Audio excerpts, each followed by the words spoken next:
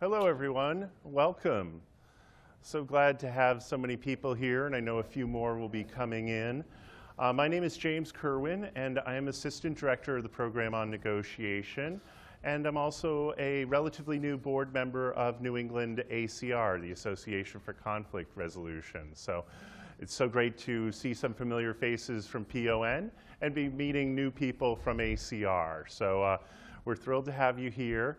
Want to welcome you officially to Harvard Law School. For those of you who haven't been here before, I met a nice couple from New Hampshire. It's great to see people coming from afar to partake of this event. And just a few housekeeping items. We are filming this for future use, so it's mostly going to be the presenters who will be filmed, but if you want to move more to the back to not be on camera, that is fine as well. We also have some sign-up sheets in the back. If you're not on PON's email list for events and want to know about our events, we welcome you to sign up. We're having a great event tomorrow night with Muli Dinar's brother, who's going to be showing a film that he has produced about a hijacking in Israel. So it's called Sabina, My Story. So a great film. We do a lot of films here at PON as part of our film series to talk about conflict and talk about negotiation. So I'm going to turn this over to my colleague, Kristen Sweet of New England ACR, and she's going to tell you a little bit more about tonight's panel, and then we'll get started. So welcome.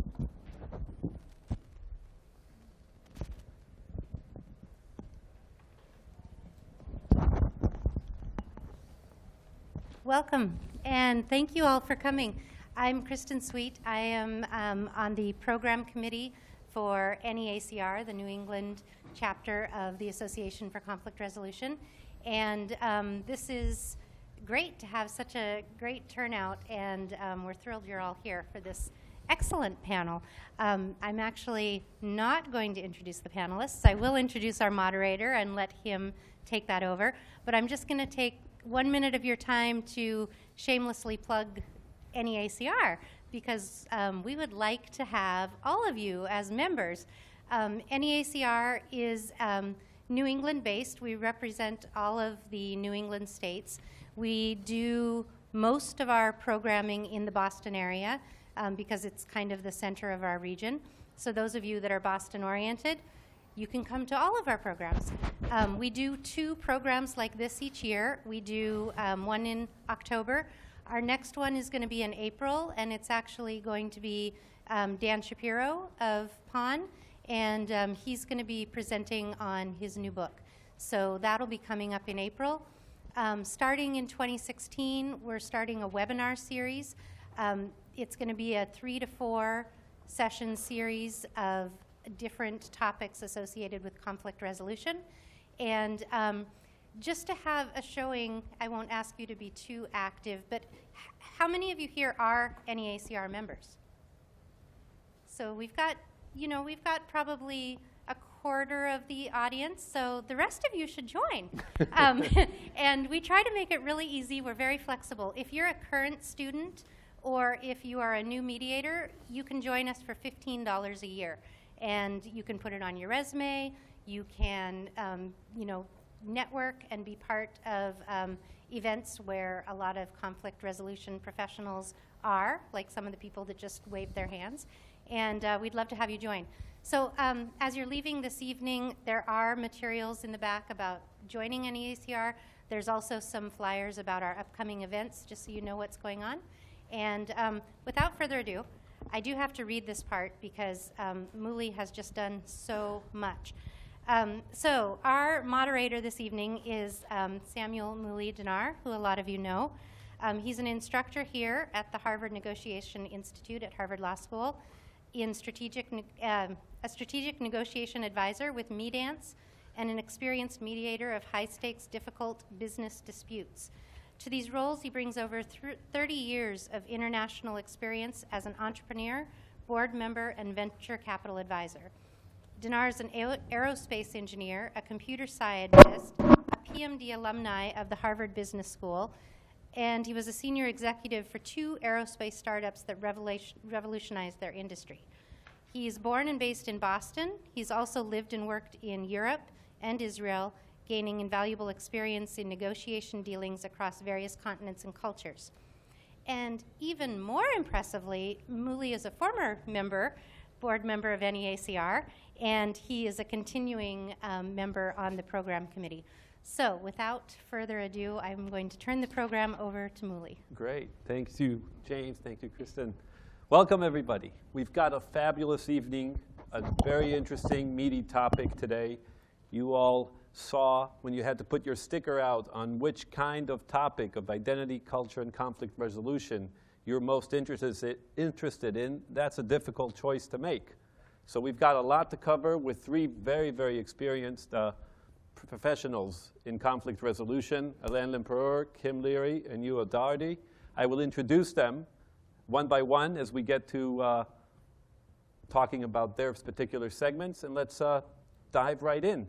And we'll open the floor later for questions. When we get to that, you have mics next to you, and I'll explain that when we open the floor for questions. Right, so identity. Why don't we start with Kim? So identity, definition Merriam-Webster says, identity is both who someone is, but is also the definition of the qualities and beliefs that make a particular person a part of a group. So let's introduce Kim Leary. She's Associate Professor of Psychology at the Harvard Medical School, Chief Psychologist at the Cambridge Health Alliance. She's also a faculty affiliate here at the Program on Negotiation at the Harvard Law School and an adjunct lecturer at New York University. Her work on conflict negotiation includes studying critical moments in mediations to end armed conflicts in Southeast Asia and researching social enterprises ventures in the Middle East. She received her MPA from the Harvard Kennedy School, PhD in clinical psychology from the University of Michigan, and then additional postgraduate training as a psychoanalyst. For the past 4 years, she was the scientific program chair of the American Psychoanalytic Association. And, apart from teaching together, last winter when the president announced his My Brother's Keeper initiative, which was focused on structural challenges faced by men and boys of color, 1,500 black women signed a public letter demanding that the program include remedies for black women and girls. There's been months of meetings and reports and focus and challenging around the issues of school-to-prison pipelines and sexual abuse-to-prison lifelines. Kim is the advisor to the Council of Women and Girls at the White House and just flew up. Kim, identity. So, good evening, everybody. So I'm thrilled to be here. I'm delighted at the conversation that I think we're going to enjoy together in beginning to delve into a set of very complicated ideas. So Muli has described identity as who you are and what you believe and your relationship to various groups. But I would also add that identity is also expressed often in what we actually do and the commitments we actually make. And I should mention at the outset that I am speaking in my personal capacity here tonight. I think since we're at a law school, you'll all appreciate that. And so the opinions that I'm sharing are my own alone and my individual opinions. I thought since we were talking about identity that it made sense to kind of put my own identities, both the things I believe and the things that I do in a particular context. Because it's not often that you have a clinical psychologist, psychoanalyst who's also working in multicultural work and gender, in looking at gender equity. So my career really began as a practitioner of clinical psychology, as a psychotherapist. And I worked one-on-one with people for many, many years.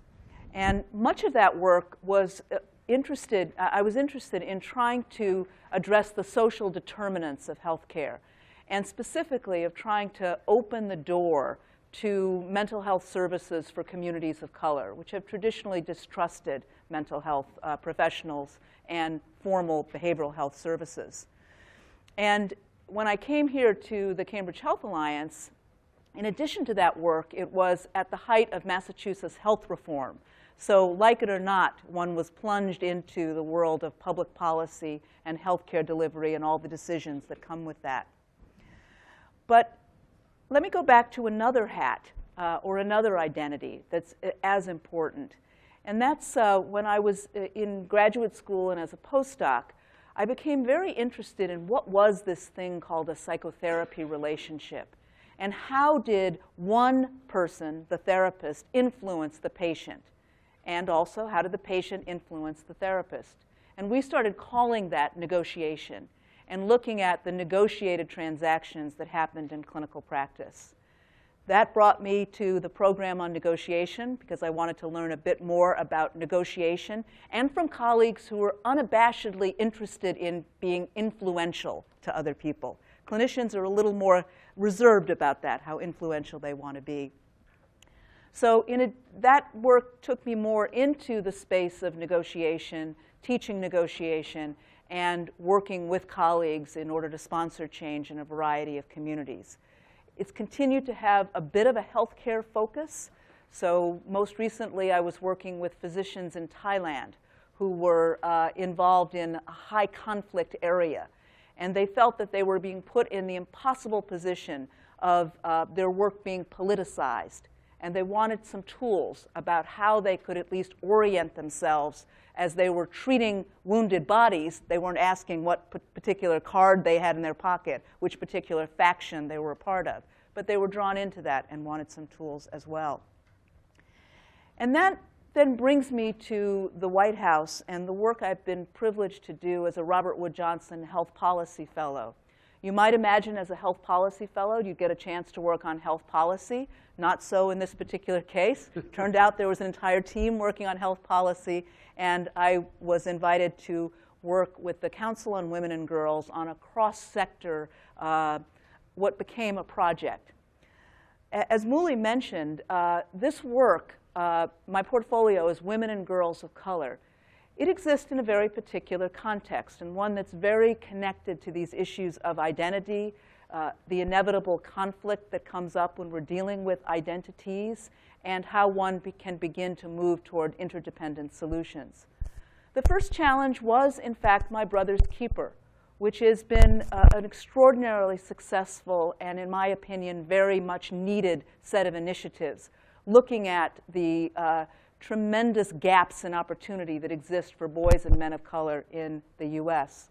And this focused just on boys and men, right? Well, that's such a great question, because if you actually read the language of My Brother's Keeper, it refers to all youth.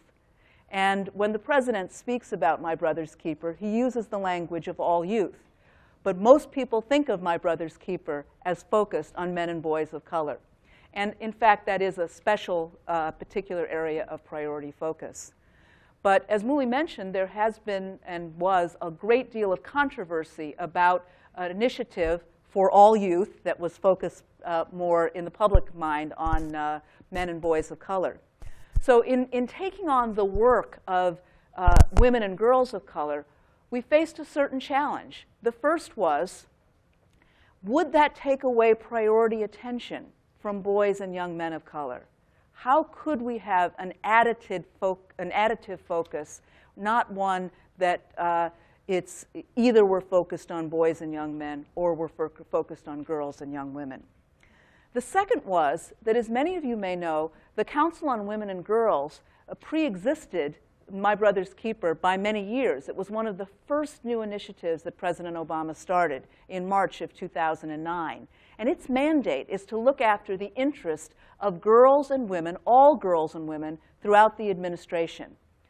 So what does it mean then, if your mandate is to look for the interest of all girls and women, to have a new program that's spotlighting the interest of women and girls of color?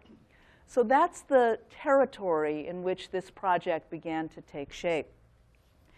It's also the case that when you come into a new system, and the White House is a very particular system, you're aware of the context in which you're operating. And for me, that meant coming in and the second term of the fourth quarter, as we talk about it, 448 days until the weekend, as we sometimes describe it. So with time being a very critical element. So in trying to think about this work, the first was to define what would it be. Because remember, my portfolio was women and girls of color. That's actually a population. It's not a problem, right? So the first thing is, what are the relevant issues? And where is that work already being done? And is there a way to put a new perspective on it? So what we did is what I think most of us do when we're trying to make our way in an unfamiliar setting, is we had to map out the stakeholders, talk with the range of folks who felt they had some interest and some concern about women and girls of color. And from that, we were able to certainly recognize that while there had been extremely important areas of progress for women and girls of color, for instance, rates of high school completion were up. College engagement was also up. Rates of teen pregnancy were down.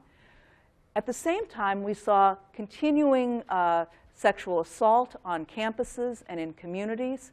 And we began to realize that there was a special and specific focus and pathway for girls into our criminal and juvenile justice system, namely the sexual abuse to prison pipeline.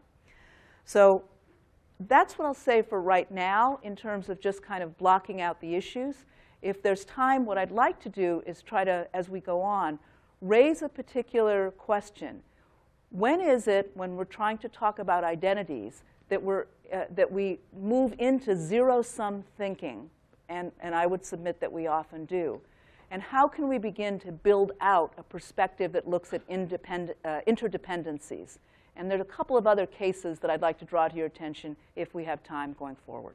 Wow, thank you, Kim. That's very interesting. And that zero-sum and win-win cultures is something that we're all about here, and that this identity issue of Black Lives Matter, Blue Lives Matter, all that stuff, very rich, and we'll get to that later.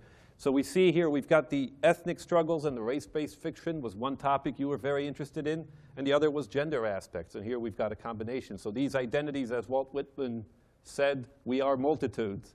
We're not just one identity. Good, so I'd like to move to culture.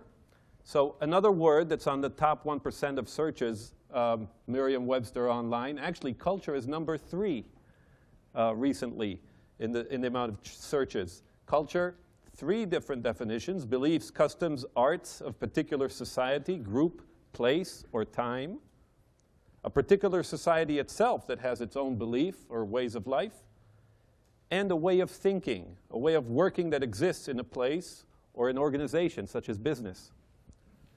So culture, I'd like to invite you to sort of lead us off there, and I'll introduce you. You is a senior associate with the Cambridge Leadership Associates.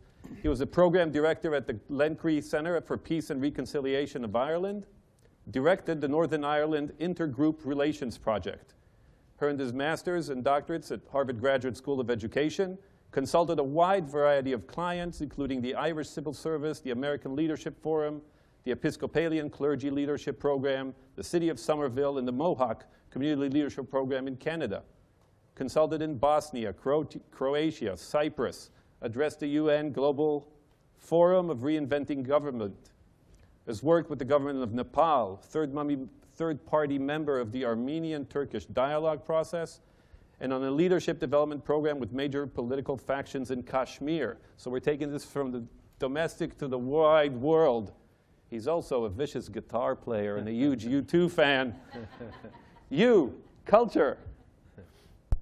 Thank you, Mully.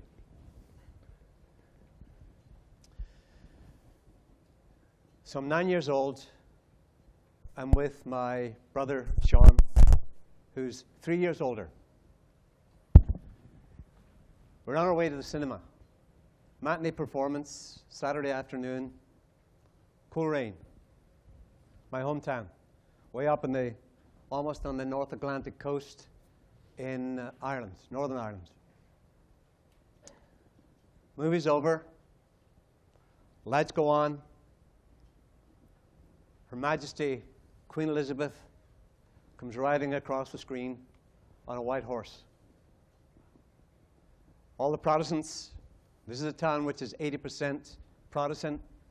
My brother and I are from the 20% Catholic minority. All the Protestants, this is a town which is 80% Protestant. My brother and I are from the 20% Catholic minority. My brother and I are from the 20% Catholic minority. All the Protestants, this is a town which is 80% Protestant. My brother and I are from the 20% Catholic minority. All the Protestants stand to attention, and they sing the British national anthem. God save our gracious Queen. God save our noble Queen. God save the Queen. Any British in here? This is a terrible moment for my brother and I. Terrible choice moment. If we walk out, we risk insulting our Protestant neighbors. This is a small town, 30,000 people. People in the cinema are our friends and neighbors. If we don't walk out and we stand to attention, then we feel like we're betraying our own group.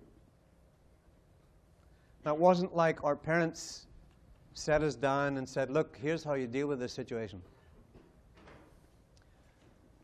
But in situations like this, these very intractable conflicts, when communities, define themselves by what they're not, by we're us because we're not you,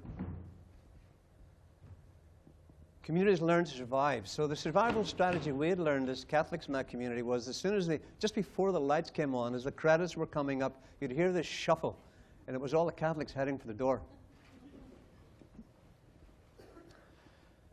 Sometimes my brother would just grit his teeth and he'd walk, and I'd walk out behind him, looking at the ground, terrified to look in my neighbor's eyes.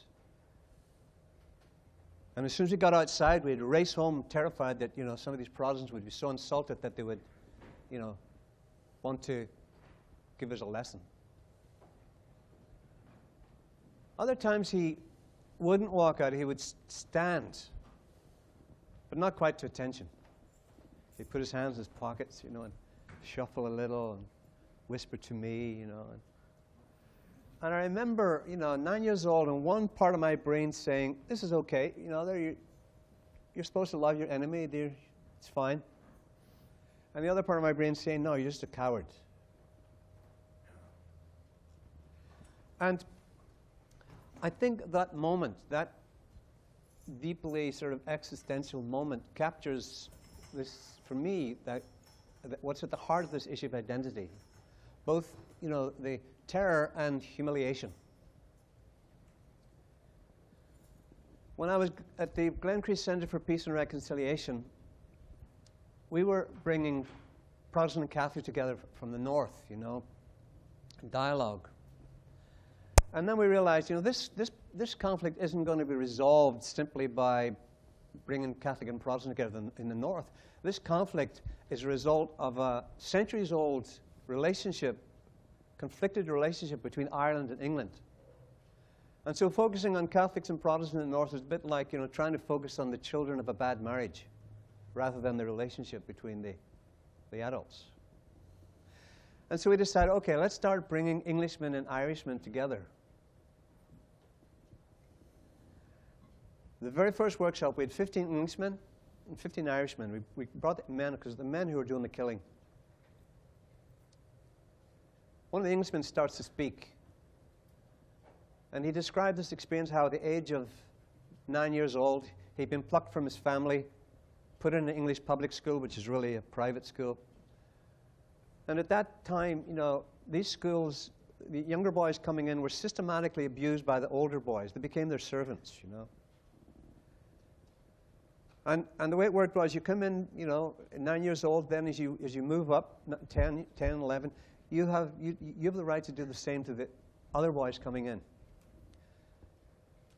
And the hidden curriculum of this education system in Britain, its real hidden purpose, was that these boys, taken from elite families, were so brutalized and so systematically abused in their own emotional life that they could go through, Eton and Oxford and end up in the colonies, the British colonies, in positions of authority in Africa and India, and rule immune to the suffering and poverty and pain around them because they'd been so brutalized in their own being. Now, as this man starts to tell a story, he starts to weep. And again, it's one of those moments that in the conflict resolution world you really can't prepare people for. I was sort of caught. And there are two choices. One is in order to keep my own world, my own worldview intact, my own view as the British, as the enemy, to blame for everything in Ireland, for the suffering and the famine in Ireland, and on and on. I had to shut down his story. I had to make sure that my own armor, I did not allow myself to be touched by him, by his story. The cost for that is that you have to kill off your own emotional being. The other choice, which was the choice that faced me, was I was moved and touched by his story. I had been at a boarding school for boys in Ireland, pretty violent place, hard to believe. A generation ago, every teacher had a leather strap with a piece of lead inside it. Punishment was the norm. So I understood. I could resonate with his story. And so now what? In these moments, you're divorced. Your own sense of what reality is, or your own sense of who's to blame and who's responsible, starts to shift, starts to get shaken. There's nothing like prepares you for this. And you're sort of dislodged, begin to be dislodged from your own group, from your own certainties, from your own loyalties. And your own group doesn't want you out there. The pressure from your own group is to suck you back in, to keep that reality intact, keep that story, that narrative intact.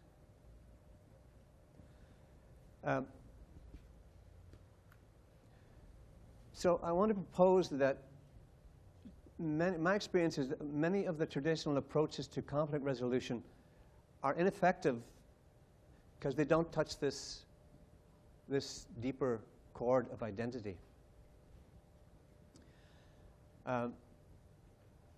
Even after the Good Friday Agreement in Northern Ireland, when we, agreed to shared government, there are dozens of peace walls that people have put up to separate Catholic neighborhoods from Protestant neighborhoods. Because there's a way in which success in the conflict resolution world is seen as a technical matter. It's like if we sign a peace agreement, then that's the job done. Whereas I would argue that the real tough work starts in that moment, because people have to live into a new reality which they're not prepared for. They have to move into unknown territory, which is very frightening. And we see this in Northern Ireland right now, where Protestant population are terrified that they're about to lose everything. And their identity becomes latched onto symbols. In this instance, it's latched onto the flag, the Union Jack. Union Jack, all the years of my life, flew on the top of Belfast City Hall, which was the bastion of Unionist Protestant power, every day of the year. Since Catholics got to share power, they decided maybe it should only fly some days. But for Protestants, this is an insult. It's humiliating, and if we give way on the flag, what next? It's all over for us. And so they have been out on the streets in thousands rioting about a piece of cloth.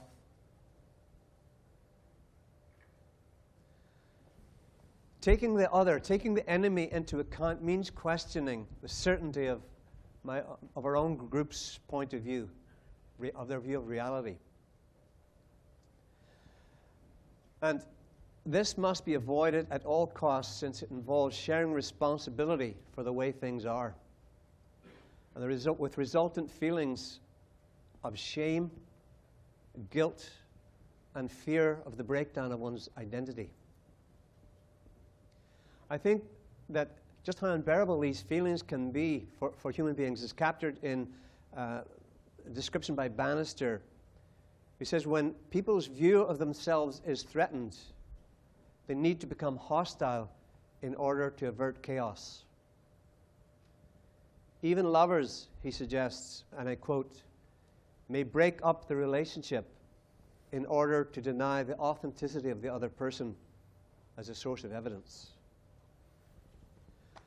I think one of the people who captures this most powerfully for me is James Gilligan. James Gilligan is a psychiatrist who was in charge of the well-being of prisoners in the New England prison system. And these are men in prison who had, committed murders, they'd committed killings that the rational mind could not conceive of why. And James Gilligan imagined there must be some, in these men's minds, some reason. So he set out to uncover that. He interviewed about 30 or 40 of them. And where James Gilligan ended up, he says that men carry a secret. And the secret is that we're ashamed to be ashamed. And that we will kill the source of anything that brings us to that place of vulnerability. And he says, I quote, "The basic psychological motive or cause of violent behavior is the wish to ward off or eliminate the feeling of shame and humiliation, a feeling that is painful and can even be intolerable and overwhelming, and replace it with its opposite, the feeling of pride." So I think that we, human beings, in a sense, we need an enemy.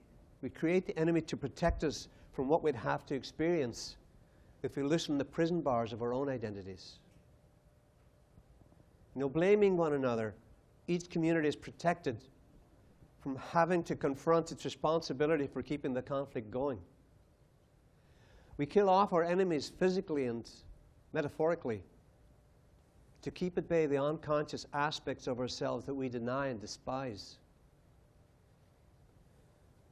If we look too closely into the face of our enemy, we would find the mirror in which we may see our own face most clearly. And that's pretty frightening. I want to suggest also that there's a deeper spiritual underpinnings to all of this. I think at a deeper spiritual level, when the framing of the other as enemy begins to dissolve, and we're faced with that mirror, then the question is, well, who am I? What is this self that we've been protecting? And so I propose that releasing attachment to the enemy in order to construct one's sense of identity is the heart of the matter. So I think the implications of what I'm suggesting is that conflict will not be resolved by dealing with the symptoms, but by understanding these deeper existential fears that keep people acting in ways that keep the conflict going all the while they're espousing peace. In the negotiation world, there's the idea, you separate the people from the problem. Well, you can't. You can't separate people from the problem of their identity this way. So I think that we need to address this issue of loss. And to do that, we need to get out beyond the field of conflict resolution as a sort of a matter from here up. I think we need to call on the expressive arts. About a year ago, I met a young man called Dante Clark, an African-American from Oakland, California. He's a poet, an activist. He's committed to ending the violence, the gang violence in his hometown. And the way he has approached that is he wrote a play that's modeled on Shakespeare's Romeo and Juliet. And he called the play Romeo is Bleeding. And the play, the two protagonists is, Romeo is played by himself, and the Juliet is a young Hispanic woman. I flew out to see this play put on. It was in a theater when the actors were from both sets of gangs in this city. And they were interacting with the players on stage. I found it very annoying at first, but then I realized, no, this is like church. They're interacting. It's interactive. And there comes that moment in Romeo and Juliet where you start to feel your stomach clench. You're getting ready for the death scene, just getting prepared. And right at that moment, this young man turns to the audience and he says, "Now I know you all think you know it's about to happen." And he says, "It's not going to." And he gives this amazing, moving soliloquy about how these gangs will come together. There won't be death. And the audience are cheering and weeping, and he's been using this play to bring people in this community together to talk about what divides them. It's now a documentary. I hope you'll get to see it. It's won many awards. It's doing the rounds of various festivals. So I want to just sum up and say my basic point tonight is that conflict resolution efforts need to recognize that peacemaking is not a rational, logical process. I'm proposing that what needs to be understood and addressed is what I refer to as the paradox of identity. And that paradox is this, that each group believes that in order to guarantee its survival, it must maintain and protect its identity. Yet it is exactly attachment to identity which each group must sacrifice if peace is to occur. Ironically, it's the very action that each community takes to maintain identity that create the conditions that threaten identity. And so I'm proposing that unraveling these dynamics of this paradox may help explain why some conflicts seem so apparently intractable and why they prove immune to traditional techniques of diplomatic and political mediation. Wow. Thank you for that very moving, personal, spiritual, and full of images of the 9-year-old in the theater and the anthem and the flag. And as the words of Friar Lawrence from Romeo and Juliet, we don't have to be "thou art wedded to calamity." We can actually break that cycle. And that paradox of identity with that vulnerability that's required for peace and to oppose others, but what's required is that we need that vulnerability in order to change and actually bring the peace. And what a better way than art and open hearts to do that. Thank you very much. So, culture-based conflict resolution. I'll turn to Alain. We looked at the Western world, at some of these conflicts, and the direct win-win people problem, solving that. Yet when we look at around the world, many of the conflicts are not being able to be solved directly, in direct communication or direct problem solving. That can be perceived rude or inappropriate or dangerous. Sometimes we need to involve religious leaders, tribal leaders, community leaders, and communicate through a third party. And you have a lot of experience in that. So let me introduce Alain. Alain is the B.Sip Flivka Professor and Director of the Coexistence and Conflict Program at the Heller School for Social Policy and Management at Brandeis University. Graduated from Brussels University with MAs in Law and Philosophy, and then the Harvard Law School, where he's an affiliated faculty of and an executive committee member of the program on negotiation. Published a dozen books, among them the bestseller My First Move, A Negotiator's Companion, that appeared in many languages. For 20 years in over 50 countries. Alain has run research, executive education, consulting missions and international organization, national governments, global consulting firms and corporations. He belongs to the UN Mediators Network. He supported post-conflict work through the Burundi Leadership Training Program, the Congo Cohesive Leadership Initiative, contributed to the Karama Network in Jordan and Libya, and also to the Shades Negotiation Program for Israelis and Palestinians. One thing many of you don't know about Alain, he has 2 half-sisters that are African, Congolese. Alain, welcome. Thank you. Mediation, third parties.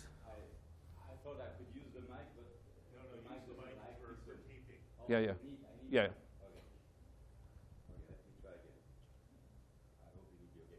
Let me, thank you so much, Molly, for your introduction. Let me go back to what you were saying.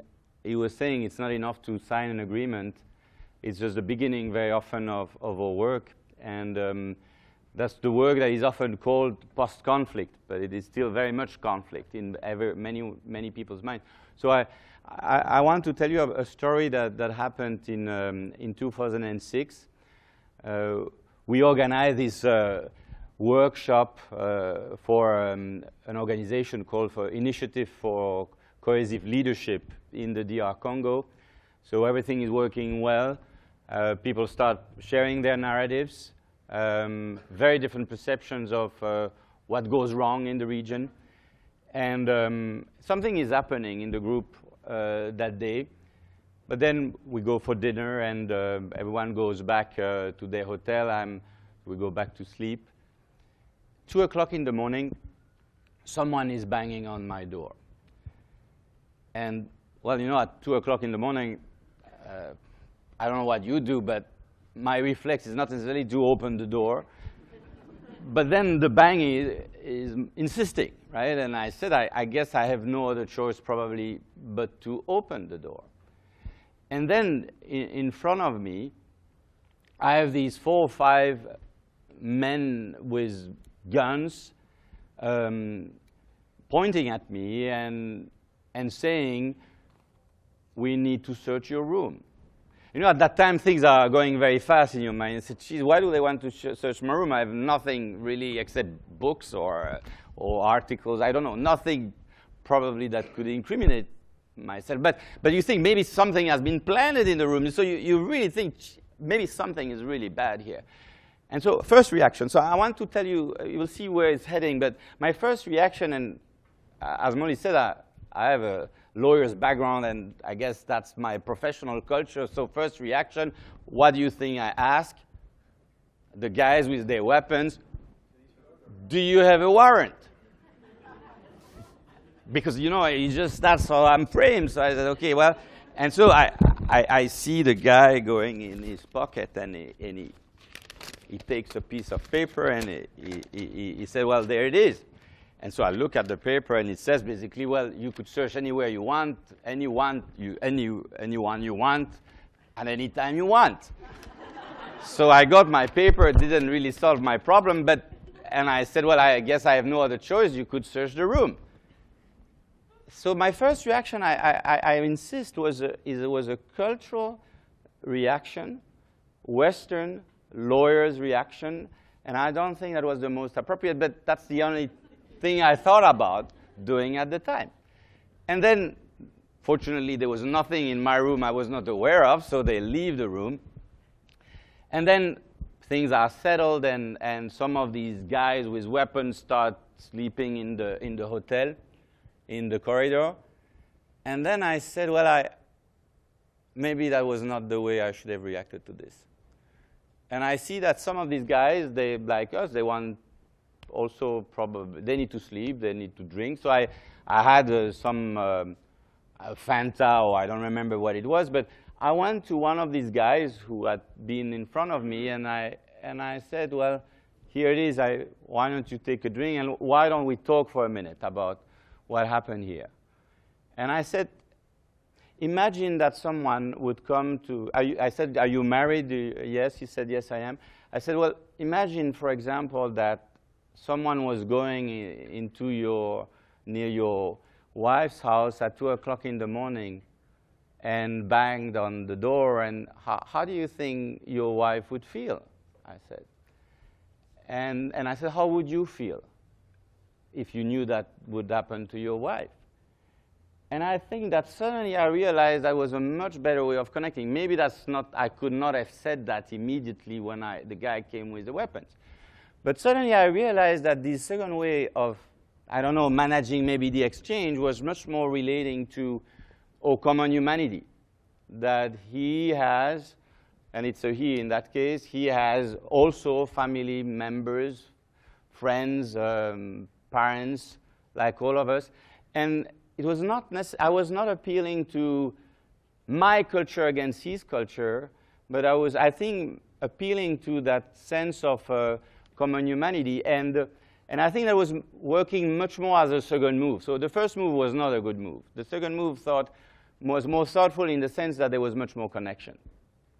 The next day when we were back in the group, I think this incident shocked some of us. And I will remember all my life all these wonderful Congolese participants apologizing for something they had not done.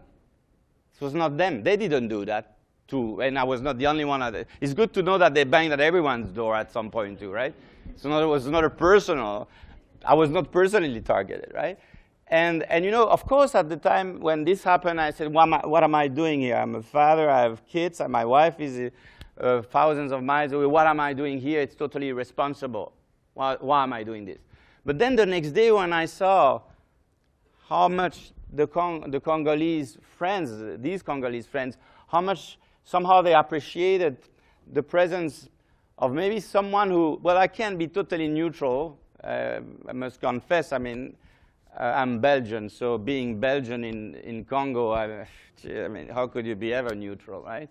But I feel, and I still feel such a strong connection, and I think it was really reciprocal. So why do I say all of this? And let me fast forward to another project that we are working on at the moment. It's a project of, it's a combination of the Harvard Humanitarian Initiative, Harvard Program on Negotiation, and also the International Community of the Red Cross.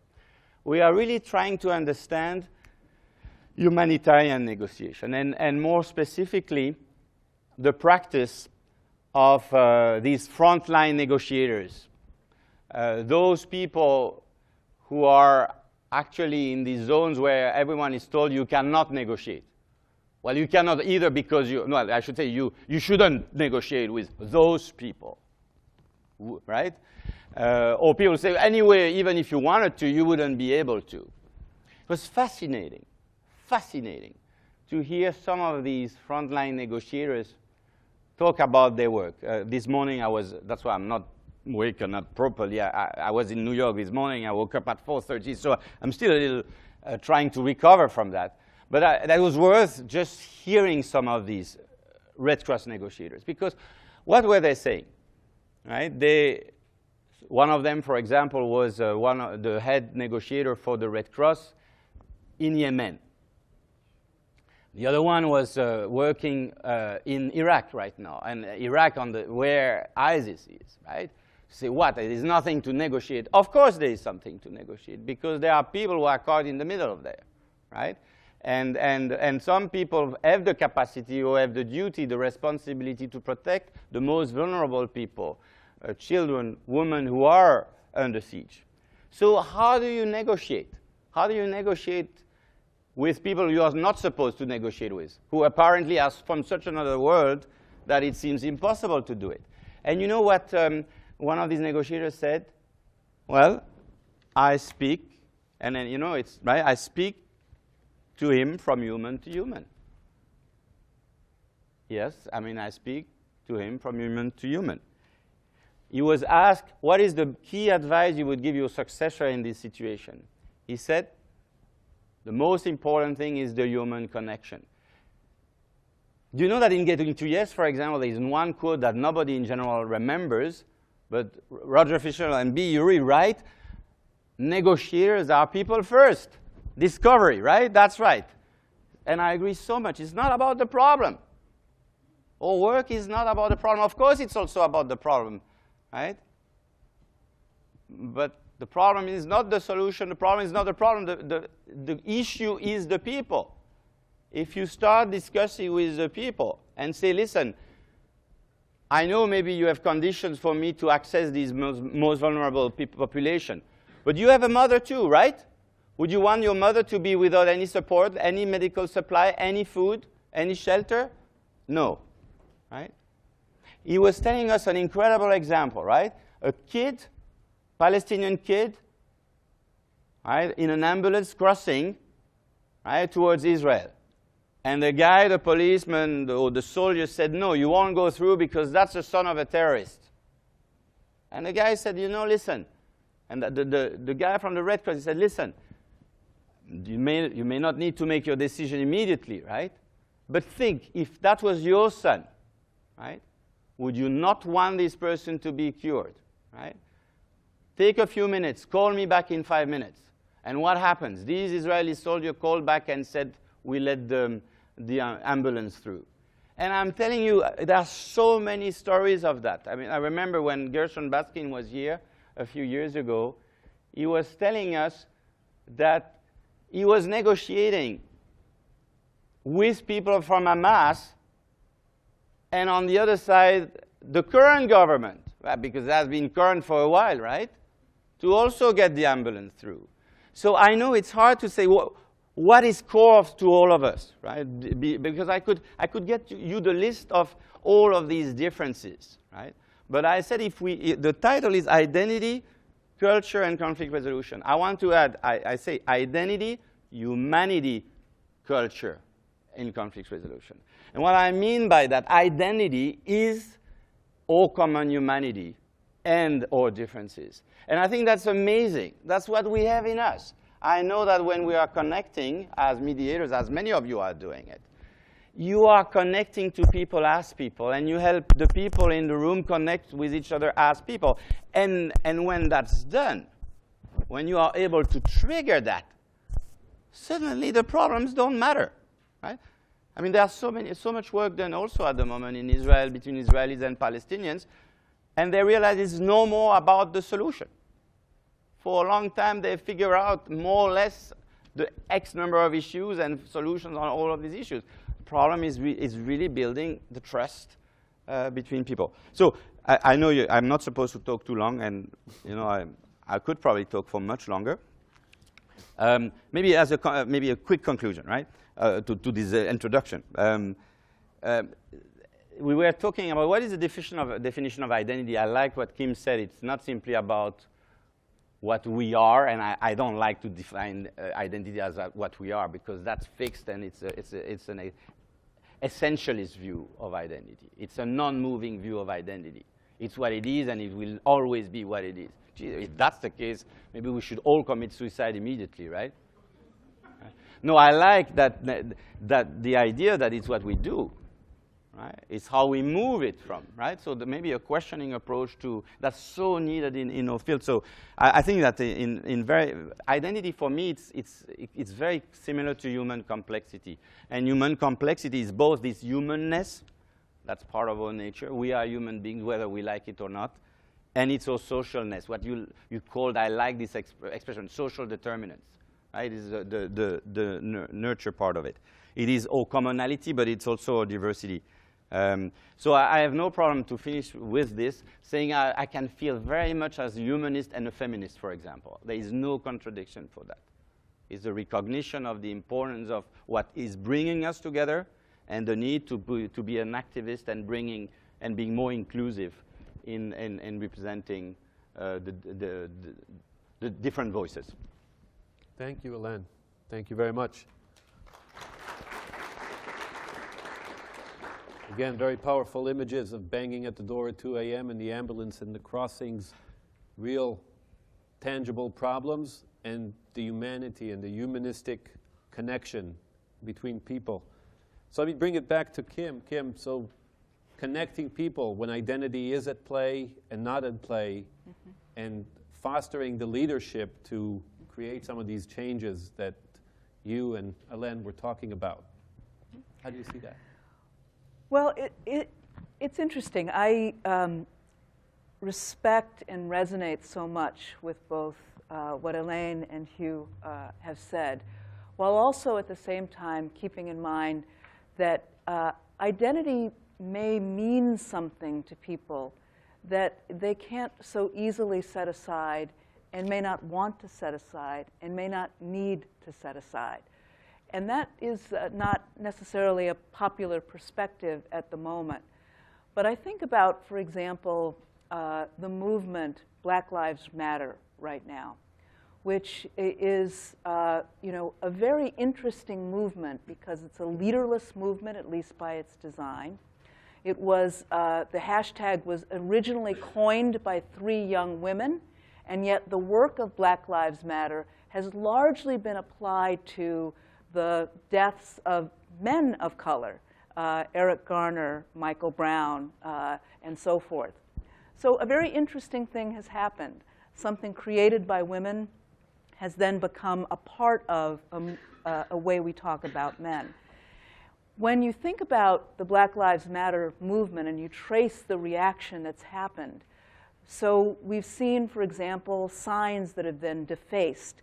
And what's changed is removing the black to lives matter, and a call to say, well, don't all lives matter? And of course, all lives matter.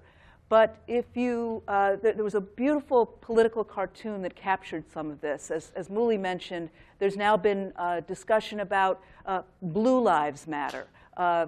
Boy Scouts standing up to honor police lives.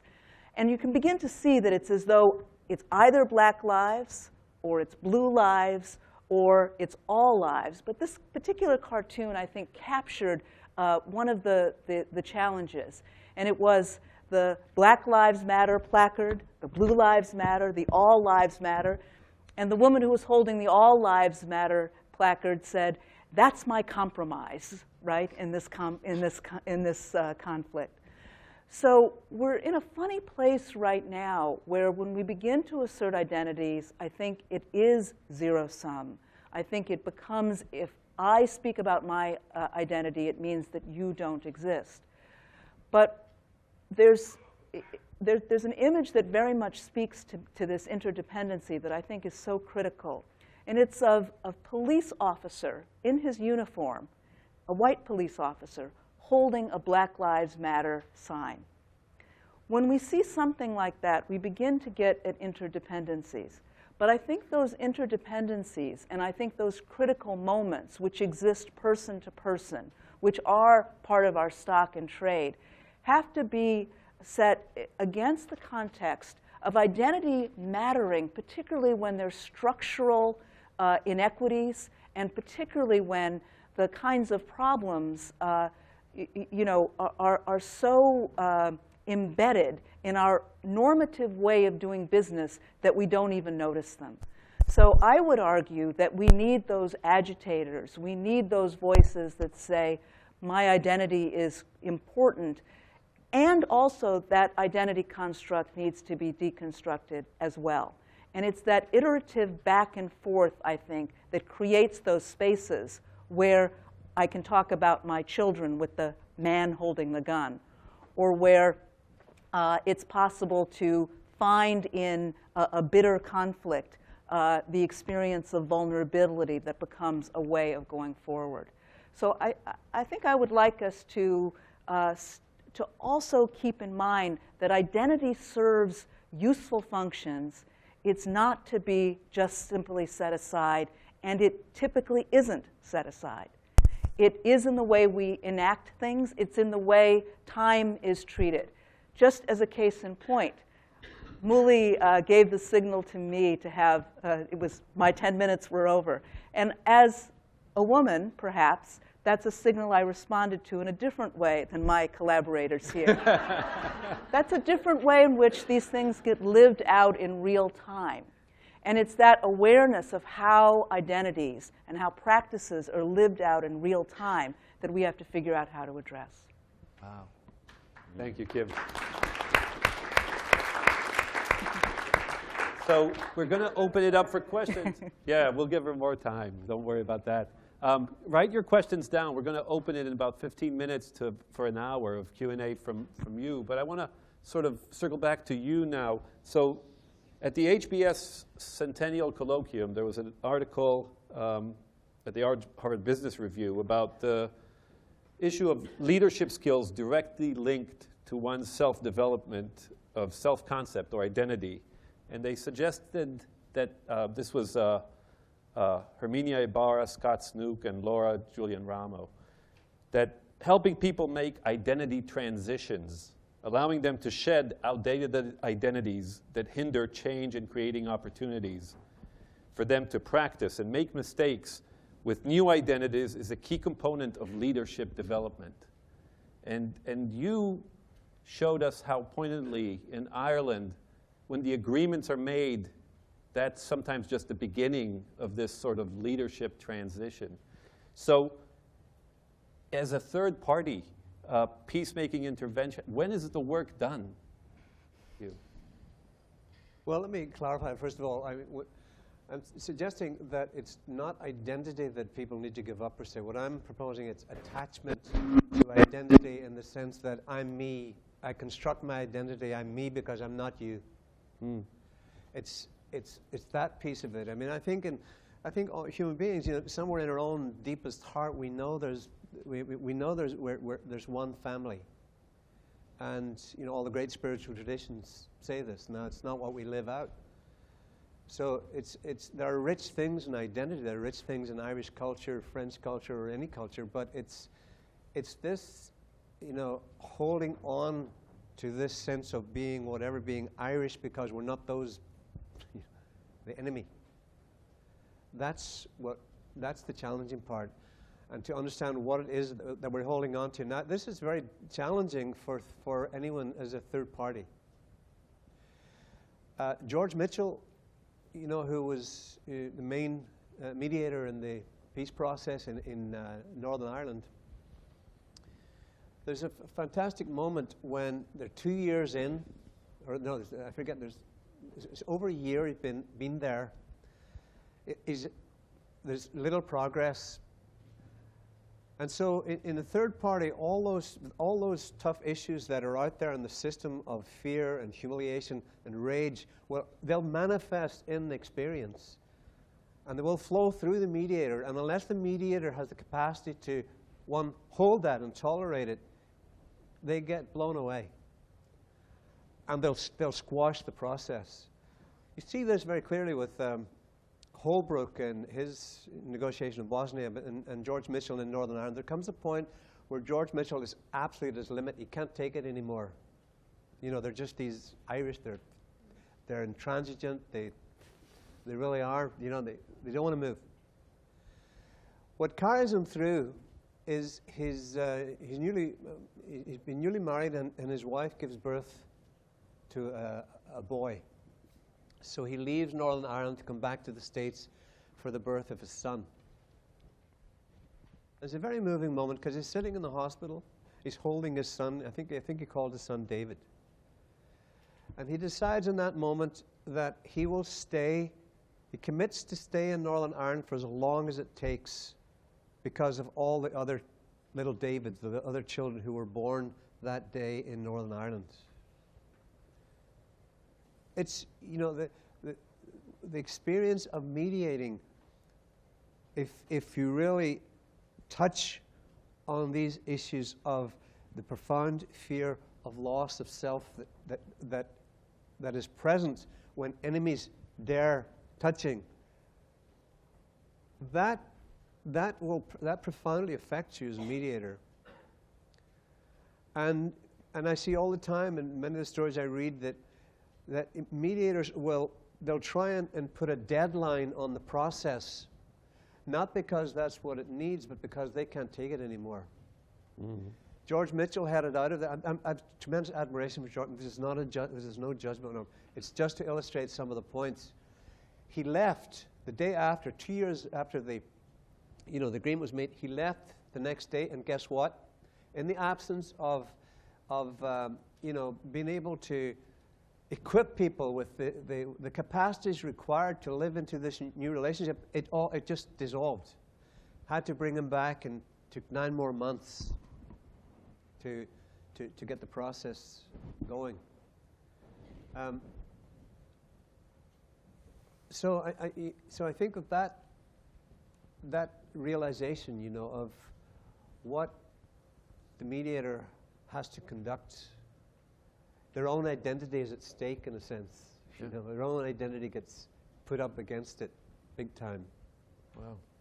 Yeah, thank you. So not just the identities of the parties and the self and the different identities, but bringing the third-party culture and identity in, and the model we use for that. Yeah, in that instance, when in fact, when he left, the really tough issues of decommissioning weapons, how was that going to happen?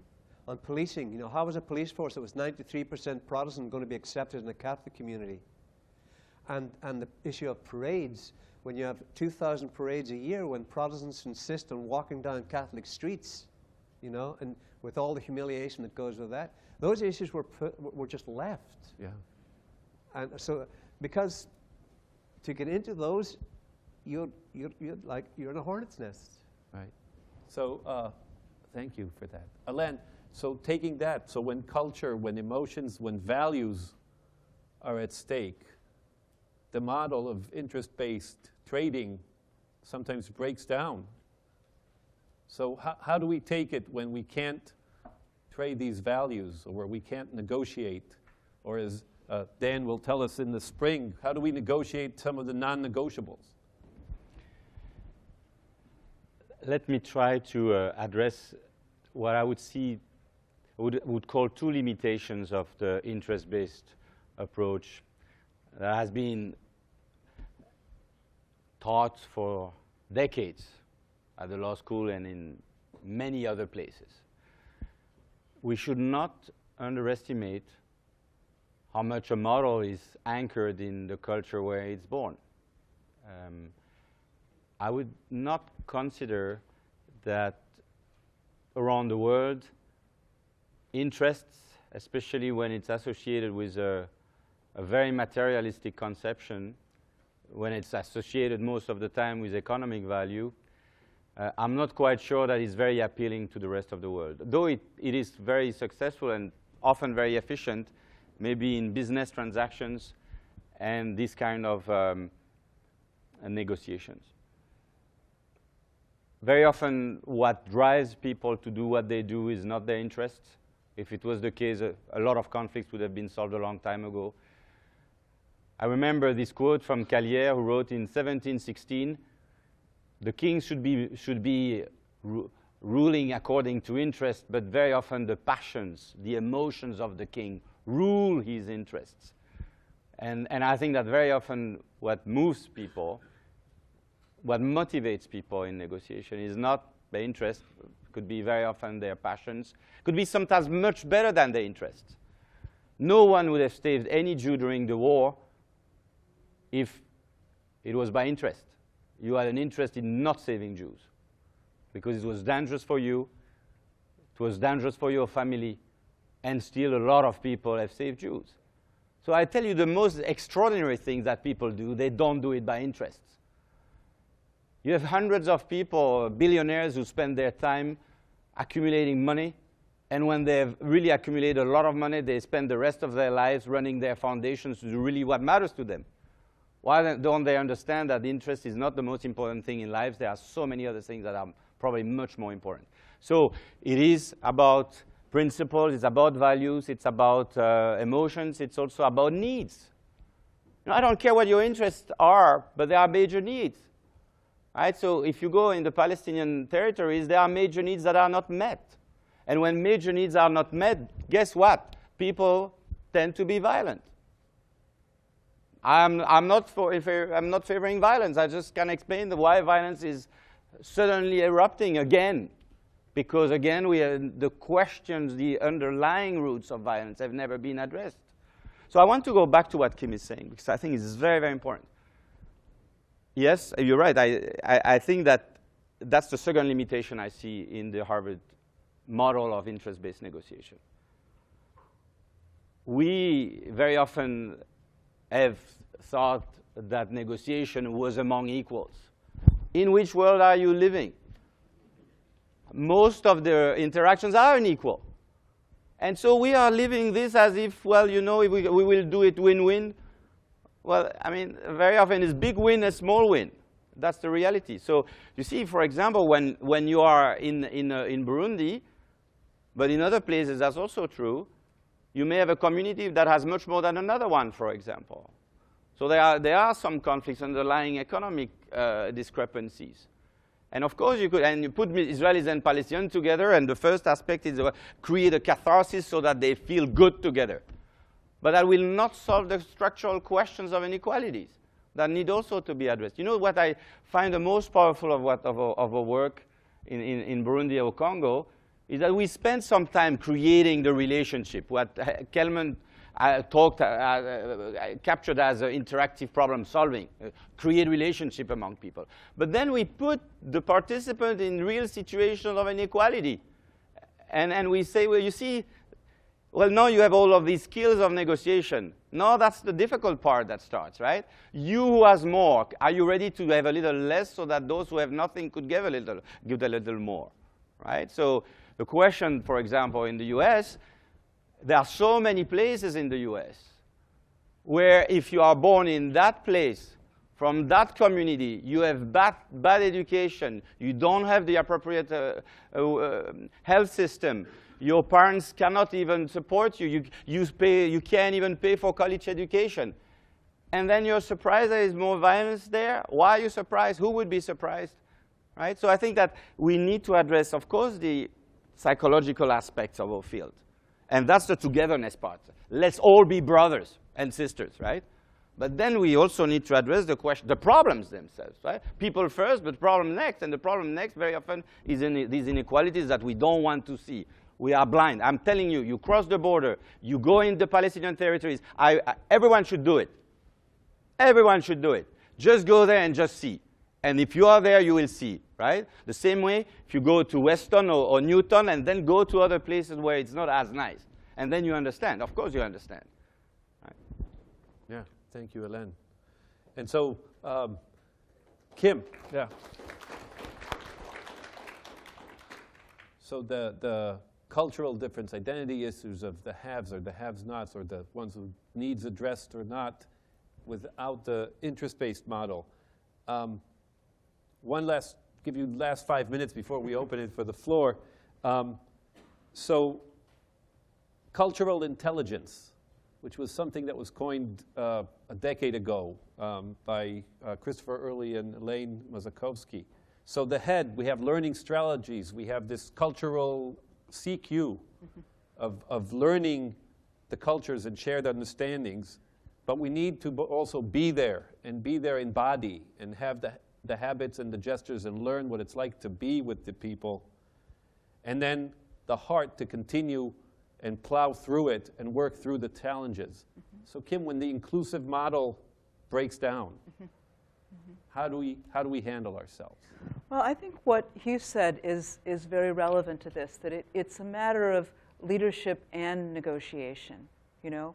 When you think about the challenges that we're talking about with structural inequalities, that there is a problem and there is collective work, or really a portfolio of collective work that must be done. But how you bring people to be willing to consider the trade-offs, that's what leadership involves, bringing people together, mobilizing them on behalf of that kind of work. To get them to do that work often requires, broadly speaking, negotiation and conflict transformation skills.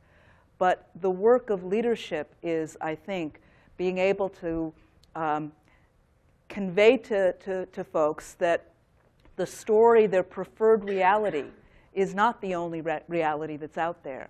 There's the Nigerian author, Adichie, who talks about the danger of a single story.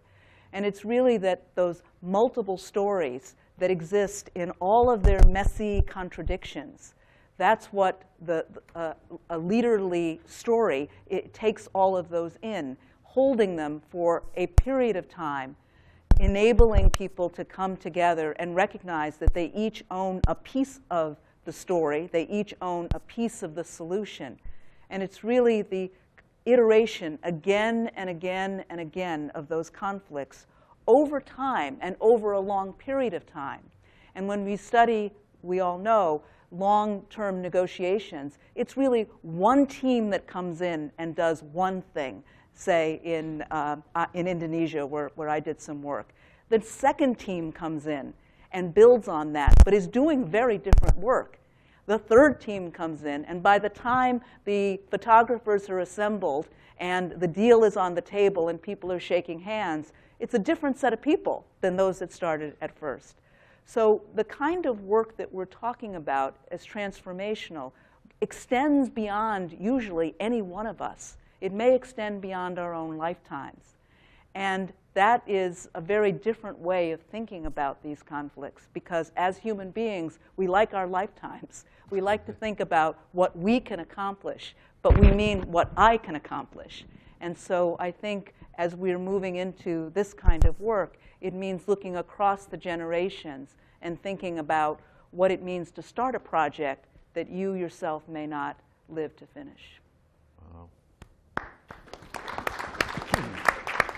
Thank you so much. So multiple cultures, multiple identities, multiple stories, one humanity. And we talked about negotiation in the service of leadership and leadership in the service of negotiation. I want to open it up to you all. You've been very patient in writing down your questions. You all have buttons next to your microphones. You have to press and keep it pressed so that we can hear the question. So hold it down while you're talking. And please try to have questions, not statements, and keep them concise so we can have a move and have as many of them as we can. All right. Up to the panelists. Yes, please. Hi, my name is Lisa. I'm a student at the Kennedy School, and I wanted to say thank you all for being here. My question is going off of some things that Kim, you said, and also Hugh. I really appreciated, Kim, what you said about the importance of partnership. So the importance in certain contexts of identity, and how your example was the white police officer holding a Black Lives Matter sign. And I was also thinking about men in the feminist movement. Is there something special about religious conflict that might make that sort of cross-group partnership more challenging? And are there examples either in history or currently of that kind of partnership across religious conflict?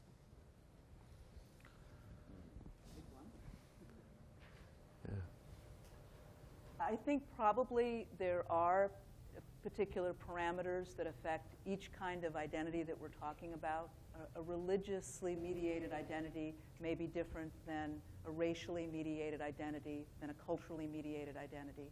I don't study religious conflicts per se, so it may be that my colleagues here would be better suited to responding. What I can say, though, is that when work is focused, when attention is focused on work, there are any number of partnerships, and surprising ones, that can come into being.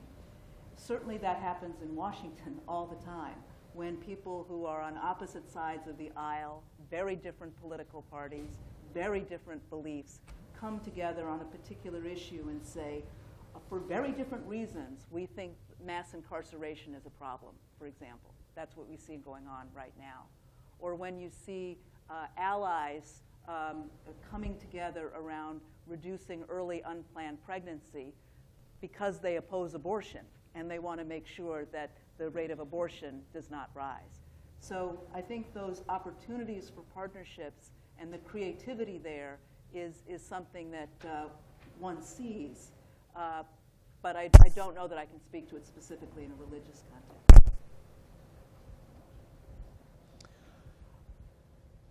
I would say, in my experience in Northern Ireland about religion and the churches, is that in fact, a study was done that showed it was in the church's interest to have conflict. That in a way it kept the tribe together, kept both tribes together. And in fact, one of the things that's happened, since the peace agreement is the numbers attending have dropped. So, which isn't to deny that there are certain individuals who step out beyond the bounds of that need to sort of keep the tribe together, who have done a lot of work to, across that identity boundary. So my experience in Northern Ireland relative to the role of churches is the history isn't good. Alain, when the conflict turns from a political or a social to a religious one, is it more problematic? This is a tough one, but let me take it on. I want to go back to what you said on we like win-win, right? Don't we? That's also part of the credo, right? I believe in win-win. Well, I mean, there are a lot of our experience that has been with belligerents. Sometimes they need to let it go with some of their beliefs. So it's sometimes much more of a lose-lose than a win-win. So let me use that metaphor for religious beliefs. A win-win approach to religion is, but at the end, there are a lot of commonalities between this religion, and love is one of them, right? I mean, maybe at the roots of all of the religions of the book, there is this love.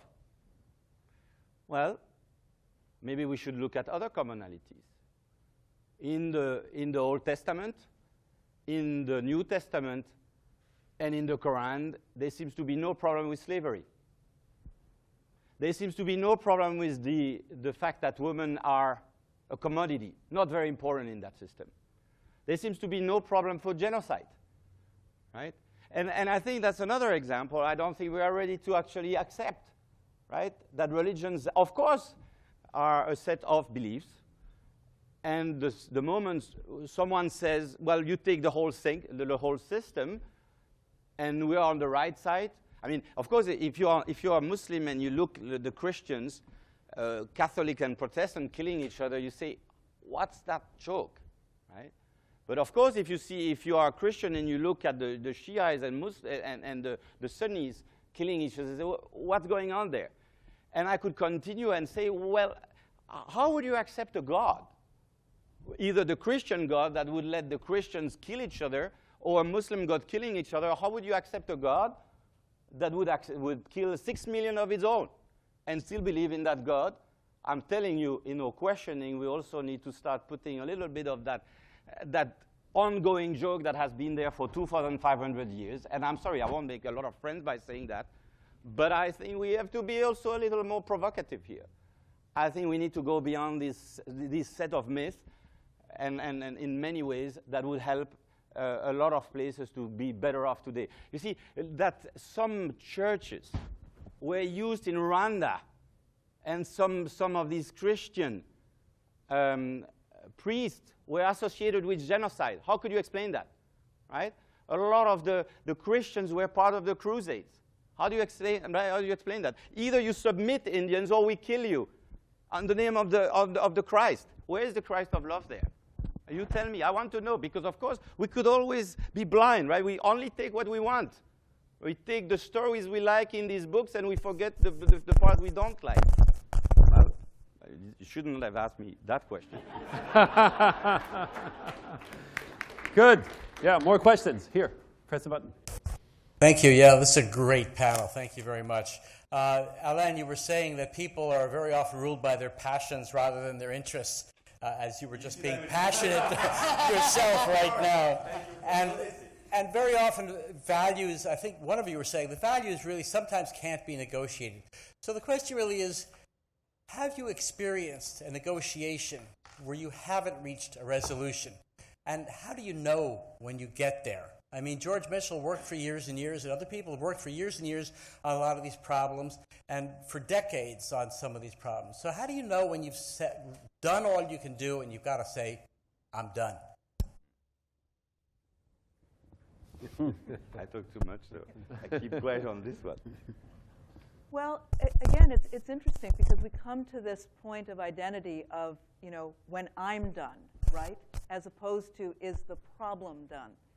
And it can be a challenge to yield a problem that one cannot solve to another person, another group, another team, and to do so with that open heart, because so much of our identities are tied in what we do, or in some cases what we are not able to do.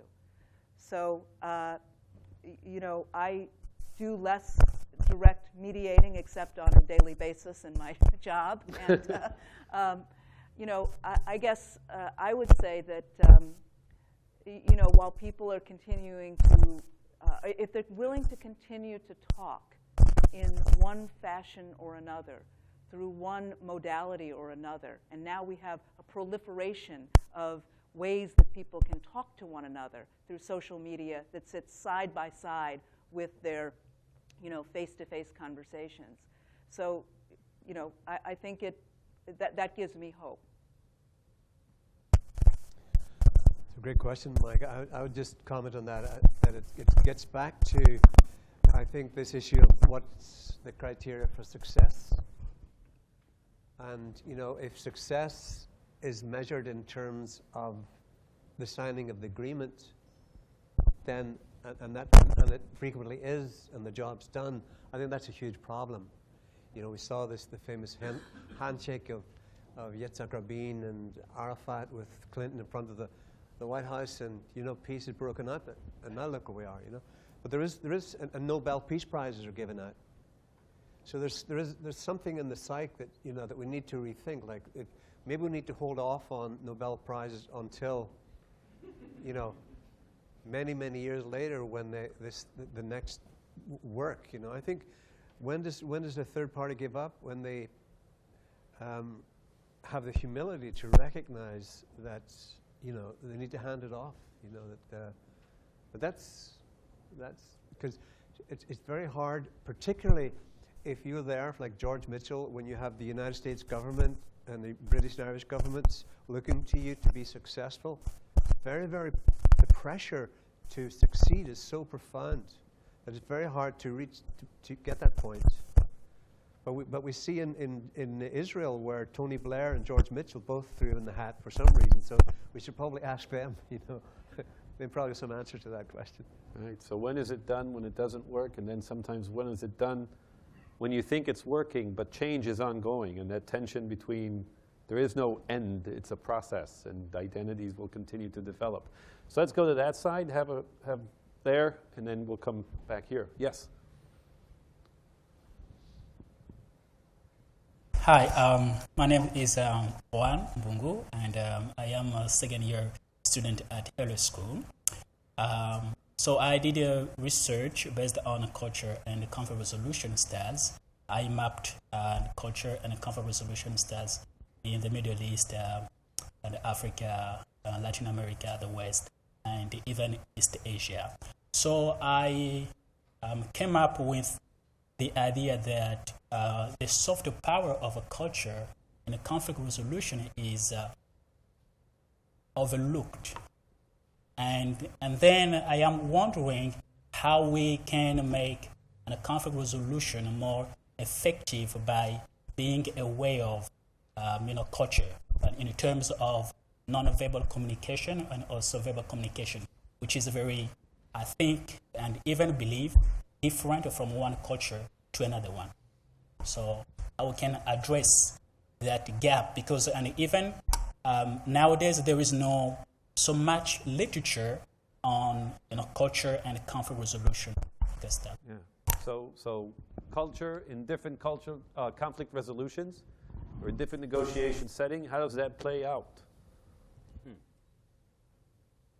You're looking at me?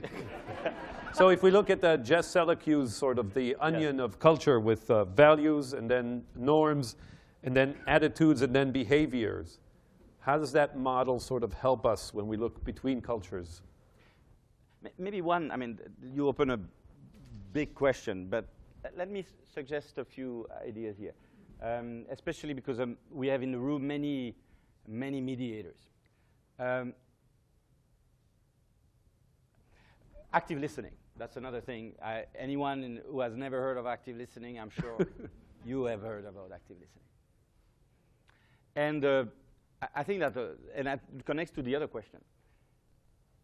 I think that when you go into another culture, and certainly as a third party, the narratives should come from the parties. And I think it's a very powerful tool to reach that trigger point. So mediation is not about us, it's about the parties. So I think that, and active listening, I think is somehow limiting, and I'll explain why. See, problems are not simply what people say. Problems is what people don't say.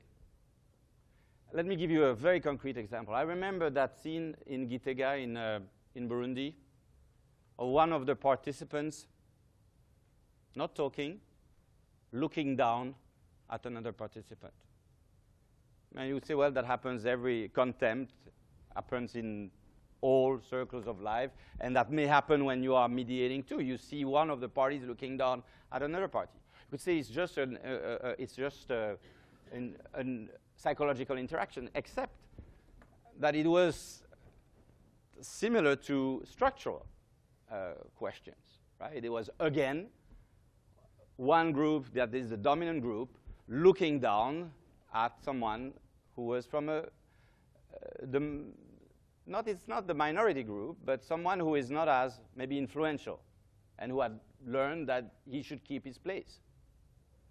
So active listening is I'm hearing the words and I can restate what you're saying. I'm telling you, in a world, active perceiving is much more important. You need to look and listen. And there are much more you could capture than just the words. So maybe it's not what you had in mind, Juan, but what I mean by that is that just the capacity to tune to what's happening in the room, right, it can bring that trigger. And that means that sometimes also, and that's maybe on the side of the mediators too, maybe taking risks has always seemed to me something that is paying off with parties. If you as a mediator don't take risks, and we have this discussion with Shula, for example, when I'm with young Israelis and Palestinians in the room, I will not go for the bullshit because I don't have time for that and I don't think they have time for that. And that means that if I see this kind of look, right, I'll spot it immediately. And I say, what's going on here? What do you mean what's going on? I said nothing. You think you said nothing? How did you look at him? What is that look saying? Don't you think that's the look that is explaining a lot of things that is structurally, again, reproducing the problem? And that's look and listen. I know maybe that's a little risky, right, as a mediator, to expose a party. Right? But I'm telling you, if you don't get to the core of it, you don't get people to start abandoning some of their stories that they are not even aware there are the stories out there. So active listening, good, but we need to do a little more.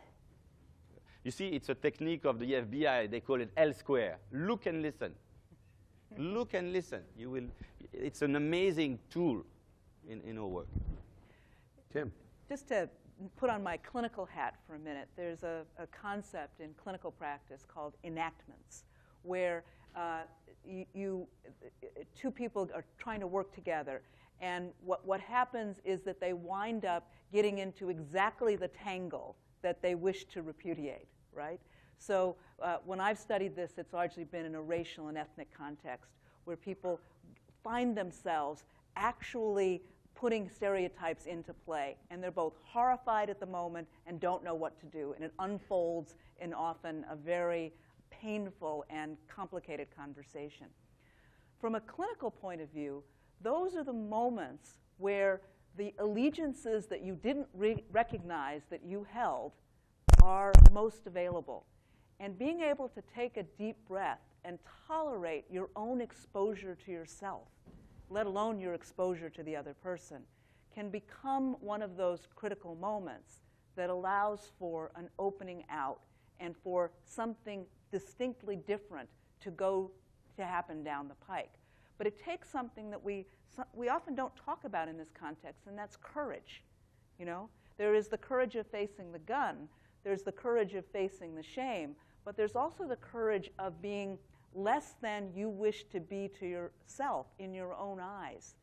And when we can learn from those exposures of ourselves in actual practice, I think we beef up a kind of emotional muscle and a kind of resiliency that can allow us to stay present when we're in a conversation with someone from a different culture, from a different background, where we simply don't know. And we have to tolerate our own lack of knowledge as part of the experience of being present. Wow, thank you. So courage, or courageous humility, going back to that vulnerability that you was talking about. We had a question in the center there. Yes.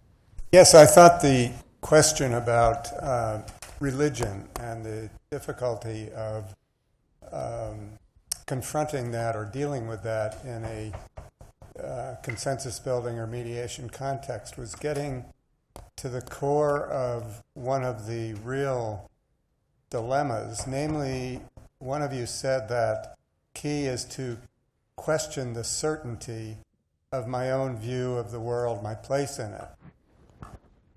At the same time, you talked about the profound fear of the loss of self. If one's self-identity is so intertwined with a feeling of certainty about God or even politics, how do you begin to deal with that? I mean, I'm thinking of everything from the Crusades to the Holocaust to ISIS to the Taliban to Southern racists.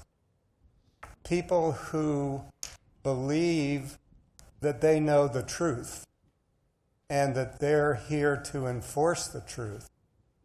How do you deal with that in a way that doesn't make appealing to common humanity just sound very soft and not relevant? So the paradox of identity. Yes. Do we need a real crisis in order to start having some change there? We need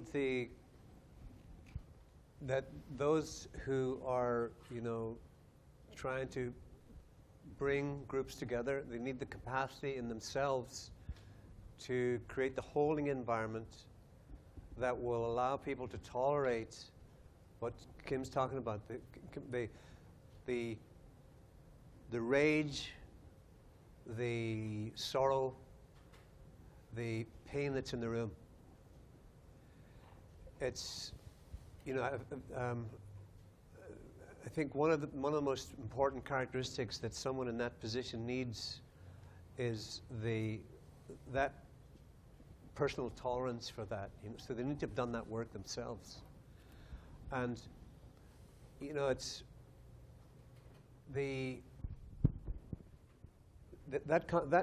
meeting of the other, that meeting of the enemy. It does move people into a place of the unknown, and people will kill, people will fight, people will stay in conflict rather than be in that place of ignorance, not knowing. Particularly this Western culture, our education system is based absolutely on the idea that there's a right answer, and that you have to have the right answer. And so what gets killed off is the capacity to sort of exist in, for want of a better term, divine ignorance. That, we don't know. It's a mystery. But if we haven't developed that capacity to live in the unknown, then when our own, to begin to question or be curious about what we're holding on to and why we keep the enemy as the enemy, that's very, very, that's a swamp for people. And so we need to create a container that can hold that space with tremendous compassion for the loss, the fear that people feel, what they'll have to give up if they risk, being vulnerable to the other. So with human knowledge changing faster and faster and faster in this world, and the kids growing up now learning different truths than their parents did, and pretty soon the kids today, when they get to college, in 4 years' time, what they've learned in the first year is going to be obsolete. Does that make you more optimistic that people will be better able to change and adapt to others and make these kind of changes? Not necessarily. I mean, it's just you've got to be faster and faster about having the right answer. Yeah. I mean, maybe I'm not. No. Kim? I think, a lot depends on how you define the problem, right? That's, I think, what's been coming up in our conversation. If the problem is how do I get to yes and sign an accord, that's one set of issues. But the problems that we're increasingly talking about, even when we talk about terrorism, are not confined to one area of a country or one country that's some distance away from me, and so it may not touch me. The same tools that we're talking about with the social media and so forth that bring people together allow them to come together, sometimes for good purposes, sometimes for frightening and terrifying ones. The problems, though, we've talked about this, the problem and the opportunity exist in the same place. Pandemics go across the borders. We have to figure out ways of cooperating with one another if we're going to ultimately survive. And so I perhaps am just optimistic, but not optimistic in a way that says, yes, this is an uninterrupted march toward progress. I think we have to recognize that any of these tools come with a shadow, and we have to be mindful of that. But we also have to realize that some of the problems facing us simply are going to require us to recognize those differences, to tolerate being in the same room with enemies, because without their help, that flu or that band of terrorists or that stream of refugees and migrants because of climate change, is going to be my problem too. So there is a way in which we increasingly recognize that we are in it together, and to get out of it, we're going to have to work together. Wow, thank you. So we're going to go there. Yep. Hi, I'm Jinan Alhamdouni. I'm from the Heller School at Brandeis. In the theme of keeping the enemy, which you was talking about, or the best interest of people that benefit from conflict, that includes the human psyche and feeding into pride and defending identity. How can we approach the factors in the name of reaching an agreement when we have to negotiate with the enemy, with who international actors say is a non-negotiable entity?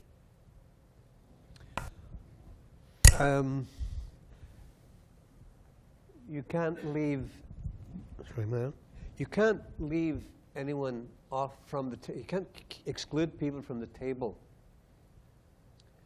Eventually, quote, the men of violence always have to be included. They have a voice. The larger community can't, pushes them out of the system. It's why they resort to violence. So it's somewhere down the line, they have to find a place at the table. Now getting there is a huge challenge, but it's a huge challenge. But if you think about it, they represent some point of view in the system that's excluded, and they will find a way to include it whichever way, and by violence or whatever. So they have to find. There has to be a path created for them. Maybe connecting to that system where maybe a lot of these certainties are questioned.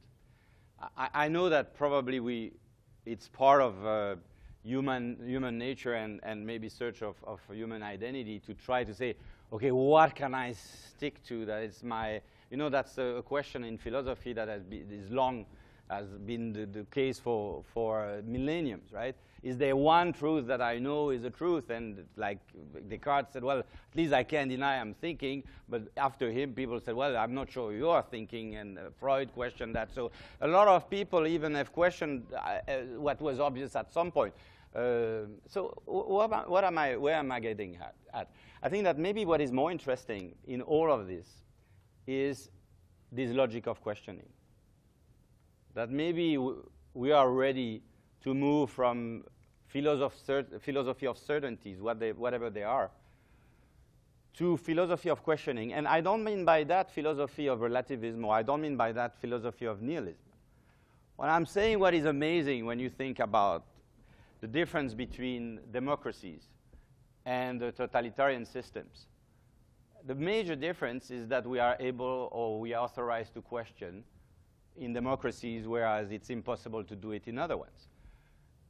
The legal systems and the rule of law is based on the fact that you present a case and you will question each other, and you will come up with a decision, and that decision could be questioned, and it will be questioned in appeal and maybe in front of the Supreme Court. And what the Supreme Court is saying at this time of history could be questioned 50 years later. You see what I'm getting at? We are ready to accept that human beings, of course, they need answers, but that is not what is moving us. People for millennia, they believed that the center, that the earth was in the middle, was the center of the universe. And even the Bible believes that the world was created in 7 days. Well, today we are not quite sure that's still the case, is it? Because we have questioned some of these certainties.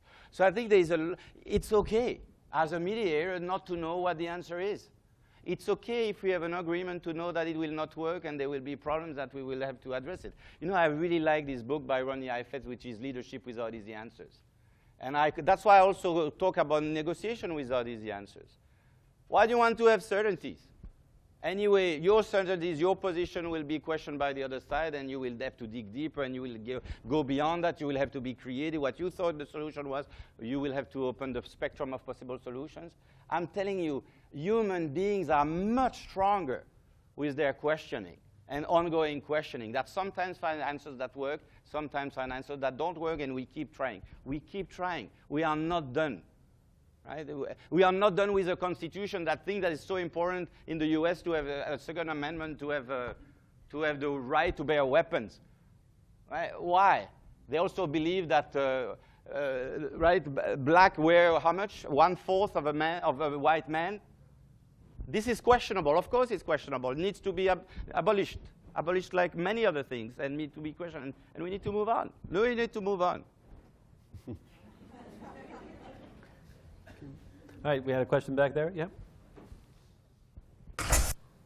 Yeah, I was curious, in terms of if you think about a mediator or a negotiator's skills and what you need to be able to do really well, how would you compare it? So when you were talking towards the earlier part of the conversation about interest negotiation, and so you take, let's say, call it a business negotiation where, it's, I guess all negotiations are, have emotional or, human issues. That's just the nature of it, but where it's primarily about giving and taking. And if you compare that to some of the negotiations, some of the things that we've been talking about, where there's a lot of people's self and identity and in these sort of, call it these very sort of the kind of situations that you've all been describing, I was curious how different, or how would you describe a really good business negotiator versus a really good mediator in some of these situations that you've been describing, and kind of what it takes to do each one of those well? All right, so the spirit, the soul. Kim, you want to lead us off, or you, Kim? I have no experience in business negotiations. So I would just off the top of my head, I think I would assume that the capacities are the same. It's just there's maybe less at stake in terms of threat to identity. I think that'd be a huge difference. That stakes aren't. The identity issues probably don't get. Well, I shouldn't say that. They may not get touched in quite the same way. But I don't know. Not negotiated in business. So that's been my primary focus, and I can assure you, identity and culture. And these intractable conflicts with egos and people that can't be CEOs that can't be in the same room together or the same building, and the us and them that you was talking about between different companies or sometimes different divisions within a company is very much emotional and very much cultural, different type of cultural. I guess the one thing I would just say is that even our language, we like to talk about the emotions we have, when so much of the time the emotions have us, when we're in the midst of our passions. Both those passions that are virtues and move us to one another, and those emotions that move us away from one another and into the spaces that you were describing. I think I just add to that Sure. there's the idea that some emotions are bad, like anger is bad or sorrow is bad. In fact, all of those are present, and we need to sort of hold them. It's how we act on them is the challenge. Yeah. When you sit in a mediation, it could be business or otherwise, and they tell you their interest is revenge, then you know that's not a real interest, but there is a lot underneath that. Alain? I mean, one suggestion for the mediators. I'm not quite sure we are always as good as we think we are at deciphering emotions. I wonder. If I'm saying that, it's because we don't necessarily see them when they are expressed in very tiny ways. Maybe the way you move your foot is telling me something in terms of body language that I may not have seen. I think that we could learn a lot more from the work of Ekman on micro-expressions, for example. I would advise everyone in the room to really get better at reading emotions. Seeing the emotions are there. Maybe I think there is despise, whereas actually it is disgust. Maybe it's sadness and not anger. I'm telling you, we think we are so good as mediators. We are so good at seeing emotions. My first question is: are we as good as we believe? Yes, we are good at seeing them when they explode. Calm down, right? In hindsight, right? That's right. But so, first question: do we see them? Do we see it in a timely way? And are we able to see them appropriate, the right one that is in the room? So it's not answering your question on how does that help. Well, how that helps is that if someone is really doing that or is angling their body in a certain way, I can tell you more or less if they are engaged or not engaged. I mean, as a professor, you always screen for that, right? You could see people, you could tell, more or less, and you could be wrong, but and as a mediator, it's a permanent work, right? Crossed arms, well, you could be cold, but there are a lot of indications that you could pick up, and you need to be better at picking that up. Much better. I love the image of you with the container, and the mediator is part of that emotional or culture, spiritual field that is happening in the room. And you need to be able to have a strong enough container. You need to do your own self-development. I'm not sure who it was said this, but they said maybe the most important characteristic of anyone exerting leadership, but I'd say also mediating, is what he calls a non-anxious presence. Non-anxious presence. Mm. Yeah. Okay, can I pick up on that? Sorry, Kim, your turn. Yeah, Kim. Except that when you're anxious, that is also a signal that there's some kind of a danger. And that can be an important thing to know. So I guess I would add to this emotional, as we think about how we're using our emotions, it's also, can we recognize that in a deep way that our neutrality is really much different than anything we were ever taught about the mediator or the therapist's neutrality. And I think one of the best ways of getting new information about yourself and about your own emotional state is to actually be open to what other people are telling you. And we have a remarkable ability to screen out information we don't want to take in. So therapists, for example, who work in an interactive framework, talk about authorizing their patients to share perspectives with them that they would perhaps not want to really believe about themselves. And I would say that that's what ideally we're doing in a mediation context or negotiation context. We're trying to take in information that we might otherwise screen out, because we may, in fact, be in some way contributing to that feel in the room. It may not be the other person. It may actually be us. And learning how to make those course corrections, I think, is absolutely critical. So the Hawthorne effect, when we come in to observe something, we actually influence. Yes, over there.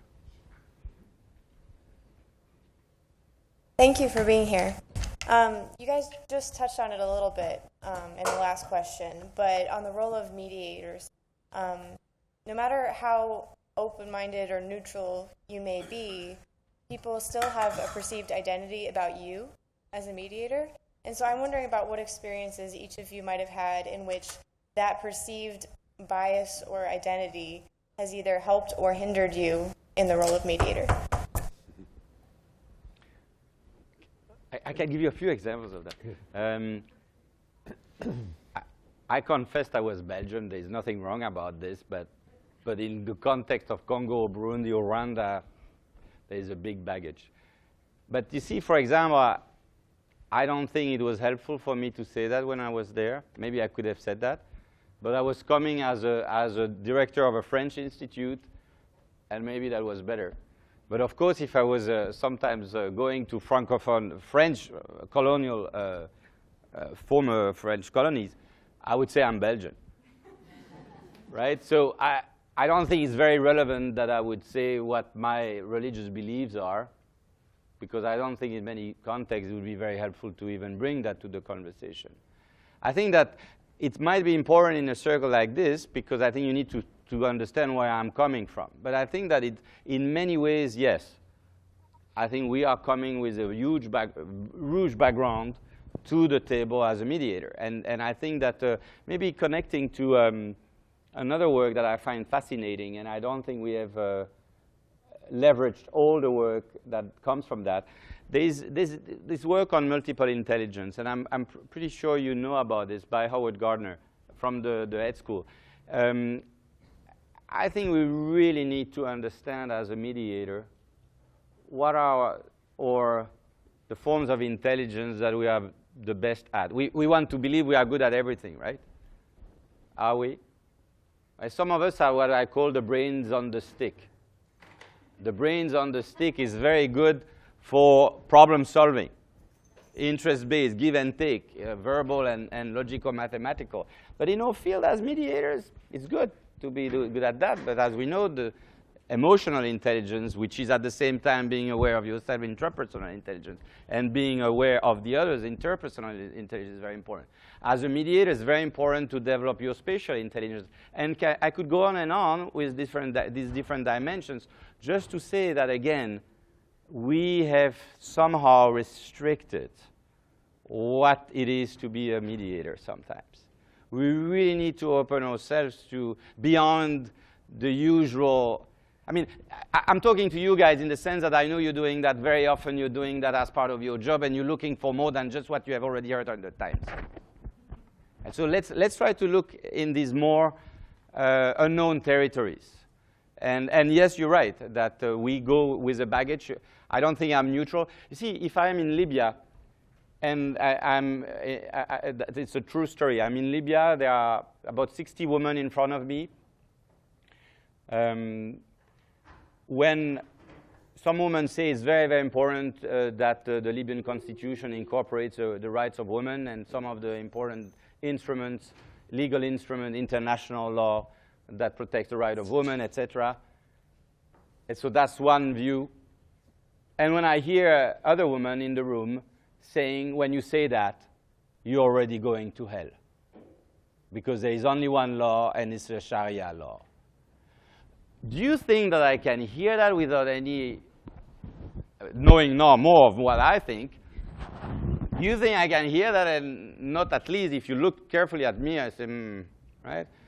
There would be a sign of, come on, huh? Time to wake up, right?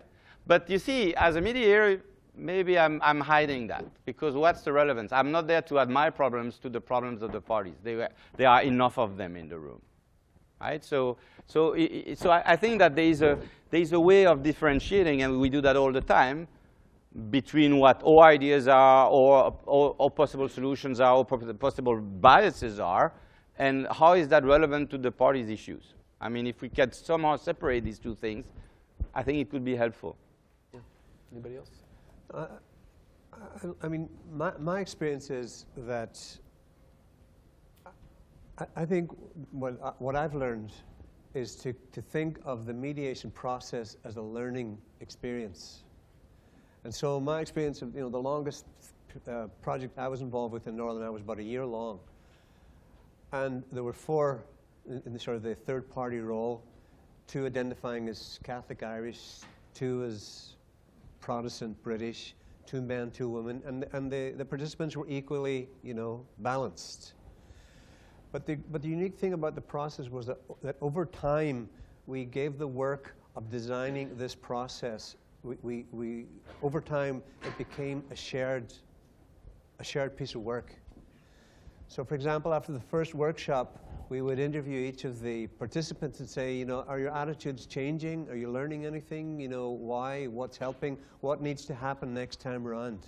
And we'd feed this back to all the participants so that round 2, they had begun to, begin to take responsibility for shaping it.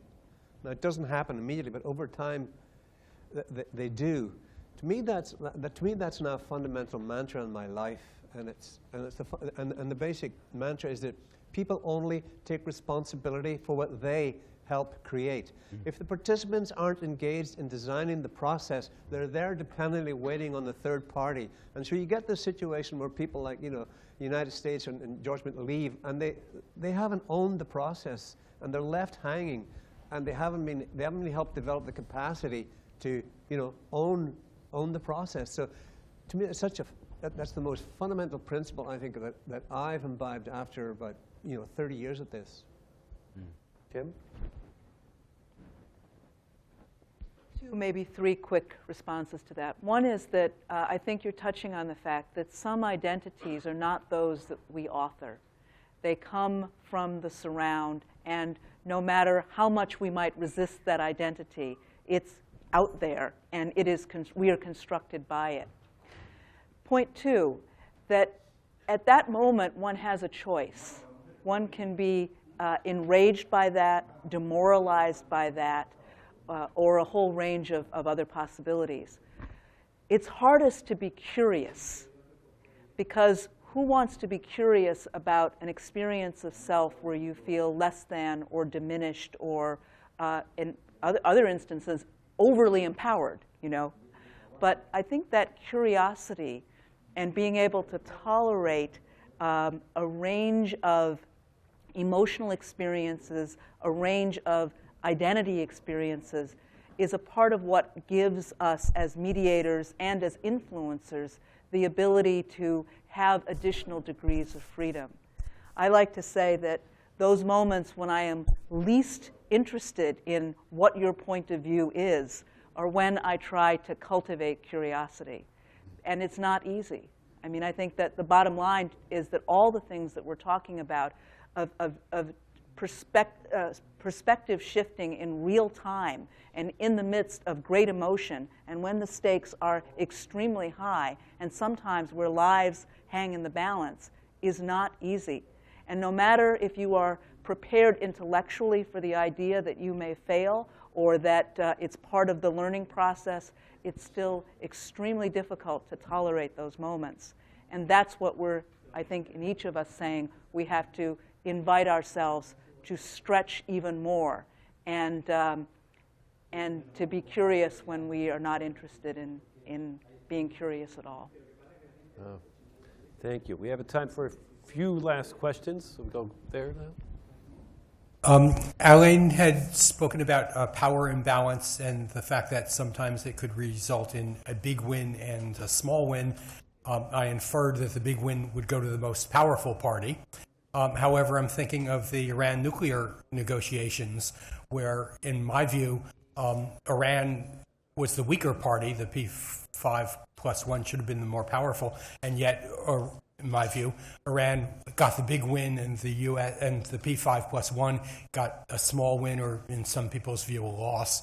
And so I was wondering if people in the panel could address why the power imbalance seemed to work backwards in that case.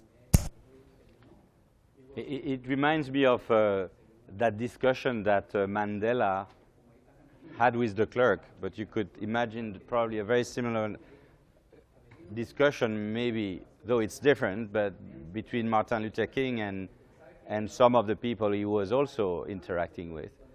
I think that when you are in a very bad situation, very bad, I would say, there is a power shift that is happening. In fact, you have nothing to lose. And I think that's where suddenly, I mean, the most powerful becomes very powerless, right? Because the most powerful has much more to lose. Think about the current situation of Palestinians and Israelis. I mean, at the moment, the situation for Israelis, at the moment, I say generally, before what just happened during the last few days. But, I mean, they have much more to lose at the change of the situation than the Palestinians at the moment. I believe they have much more to lose. And that means that somehow the less powerful, which is the Palestinians in general, right, could actually switch the balance. And sometimes that's what's happening in some very interesting situations, is that Martin Luther King was really, I mean, probably appeared to be much weaker than some of the rangers and some of the policemen who were around him. The same way you could say that when you look at some of the way policemen have treated African Americans in some places, you could say they are the powerful and the other side, well, they are the weak ones. Except that there is a moment when the weak ones start working together, saying enough is enough, Black Lives Matter, or we need to have civil rights and we need to be acknowledged. That's when suddenly maybe there will be a power shift. And I think that probably with Iran, I mean, it's a very interesting question, is that imagine we would have had no deal. At the moment, you could say that Iran is weak, but in a way, we would have pushed them to have the nuclear war, a nuclear weapon, right? They would have had no other way forward. And in that case, that would be much more dangerous. So I often say that it's much better to have a deal today with Iran that doesn't have the bomb than not having a deal and running the risk that they say, well, anyway, then let's get the bomb and we see what happens, because then there will be the power shift. So sometimes the powerful may suddenly becomes powerless because the power is so powerless that they have nothing to lose. And that's sometimes, at least that's what happened with Mandela, that he said, in fact, you have a problem, I don't. It couldn't be worse for the black South Africans. Freedom is just another word for nothing left to lose. Play that on the guitar, you. So let's do this. Let's get a few questions up in the air, and the panelists can sort of jot down, and then each of you will answer one of them as our closing question. So, quick question. So I was just thinking about the refugee crisis in Europe and what that means as far as identity for the refugees and identity for the Europeans. And it made me think of Hugh's story of George Mitchell holding the baby and thinking of other Davids. And part of the European idea is the identity is that we're all in this together, and that seems to kind of have vanished. It also made me think of Kim's story of how there's a shift back and forth between the psychologist and the patient. In this instance, Europeans thinking that they have a certain identity, but then when there's this mirroring effect of having the refugees, all of a sudden the identity shifts. So I just wanted to kind of get your thoughts about that. Okay, so European cultural identity shifts. Let's get it quick in a sound bite. The next question up. Yep. Oh, thank you. Taking into account that most of the people is not willing to give up to their culture and to their identity, we might see identity and culture as a barrier to the negotiation process. My question is how to use identity and culture to create value or to add value into the negotiation process. Okay, so adding value through cultural and identity. Yes, another question, quick. Press the button. Oh, yep. Yeah, very good. Yes, I'm a physician and with a background in psychology. I've heard a lot of this global information that is very helpful.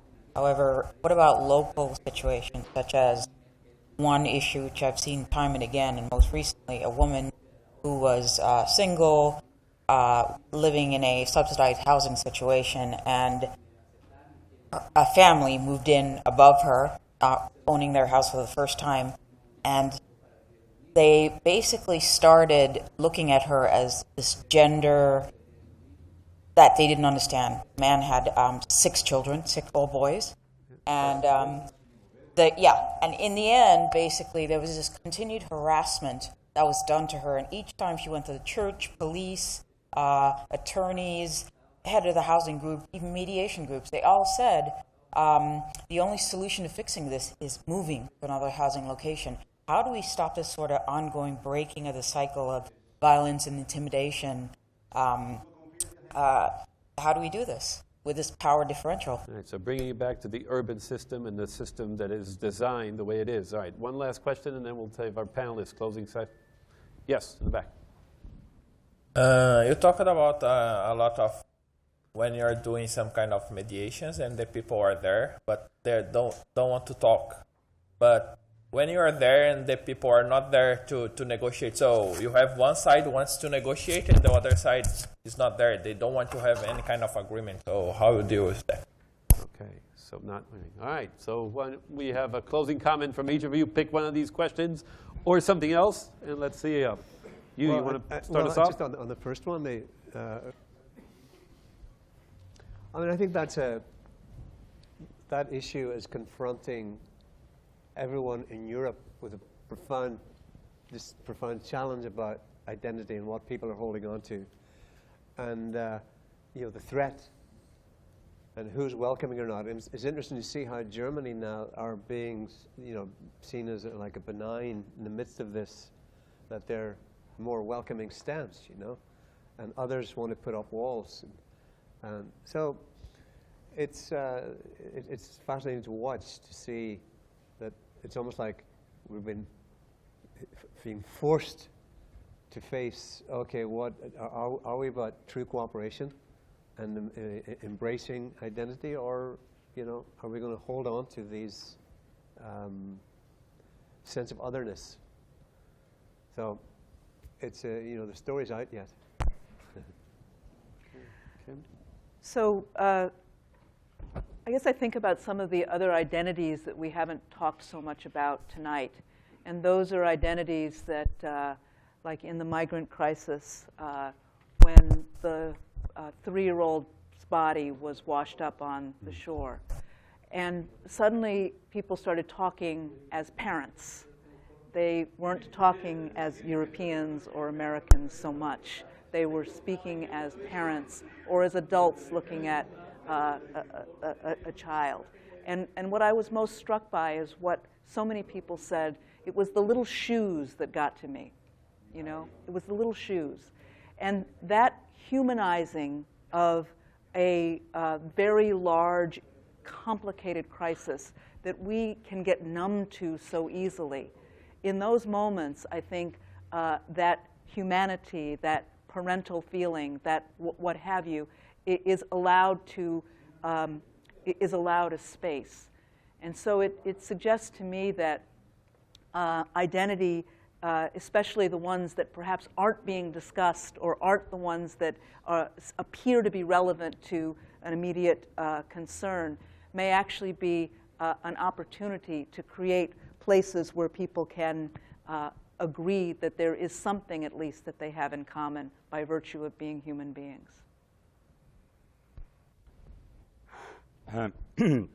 That's a hard one. As a European, I think, like many people, we have been shocked by many of the images of the last few weeks or months.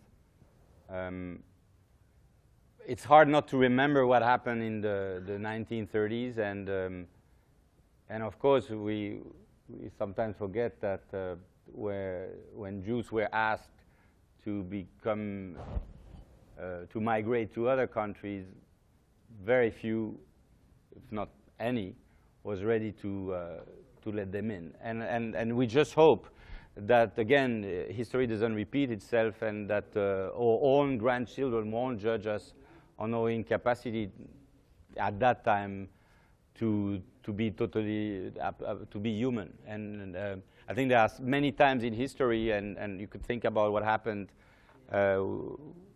with the boat people. I mean, there were also hundreds of thousands who left their houses, and they really didn't leave their house because they wanted to, but because they had no other choice. Now, I mean, having said that, you have the refugees who are in that situation, and then you have migrants. And I know maybe that's a difficult legal distinction, but I think that you have also some people who suddenly say, well, as the door is open, why don't I take the same door? And I think that there are organizations that can distinguish, that's the lawyer who talks, but that can distinguish the refugees from the economic migrants. Today we put everyone in the same pot, but I think we really need to make sure that the refugees are supported and maybe that we differentiate them from the migrants. I think that what we also see is that there is also a crisis of leadership here. With the exception of Angela Merkel, and even Angela Merkel seems to have changed her views on what to do about this. I think that a lot of the European leaders and maybe other leaders from other countries didn't know what to do at that time. And that's very worrying sometimes, right? Because maybe that was the time to show solidarity and do the right thing. I often stress this idea of responsible leadership or responsible negotiation. I think that a lot of the work we do has been about acquiring a set of techniques, how to be a leader, how to be a negotiator. And I think that at all times we should always ask ourselves, well, what's the goal? Why do we need these negotiation skills? Is it to get more money? Or is it to I don't know, to live according to our values? And the same, I think, for leadership, right? No doubt that Hitler was a leader. No one contests that. And so was Stalin. What's the difference, again, between Stalin and Hitler on one side and Churchill and Roosevelt on the other side? They both faced very similar tough problems. Right? The crisis was hitting Germany the same way it was hitting the United States. But look at the success of the New Deal on one side and how he put the USSR back to work, and it was very inclusive, very daring, very ambitious, the way probably many of us had hoped that President Obama would be, but the situation is different, probably. I think that what we ask is maybe more of these leaders who could really, when I say responsible leadership for me is the capacity to really see what are the toughest problems that we need to address, and can we put in place policies that are socially useful and inclusive, especially serving the most vulnerable among us. And I think that sometimes we are far from that. And so the next elections in the US will be very important in that respect, because imagine what would happen if Donald Trump was elected President of the United States, for example. Well, thank you. Well, we went from the very intimate settings of the movie theater and the neighborhood to the inner city, troubled youth and police work and minorities, to solving the global, or at least addressing the global issues of cultures and identities as they clash on the global scale. Wow, what a panel. Let's give them a round of applause. And thank you all for the work that you're doing, all you mediators and all you peacemakers out there. We're going to have a few closing words from NE-ACR. We've got a fabulous spring event coming with Dan Shapiro here at PON tomorrow. We talked a little bit about negotiations with hostage takers, and we've got a movie with about the Sabina aircraft hijacking, which actually includes some very important real-time players today. Movie is shown here tomorrow as part of the film night. Also happens to be the film creator is my brother, so feel free to come join it. But very interesting questions on negotiations and values and culture and what to negotiate and what to no negotiate. So thank you again for a wonderful evening.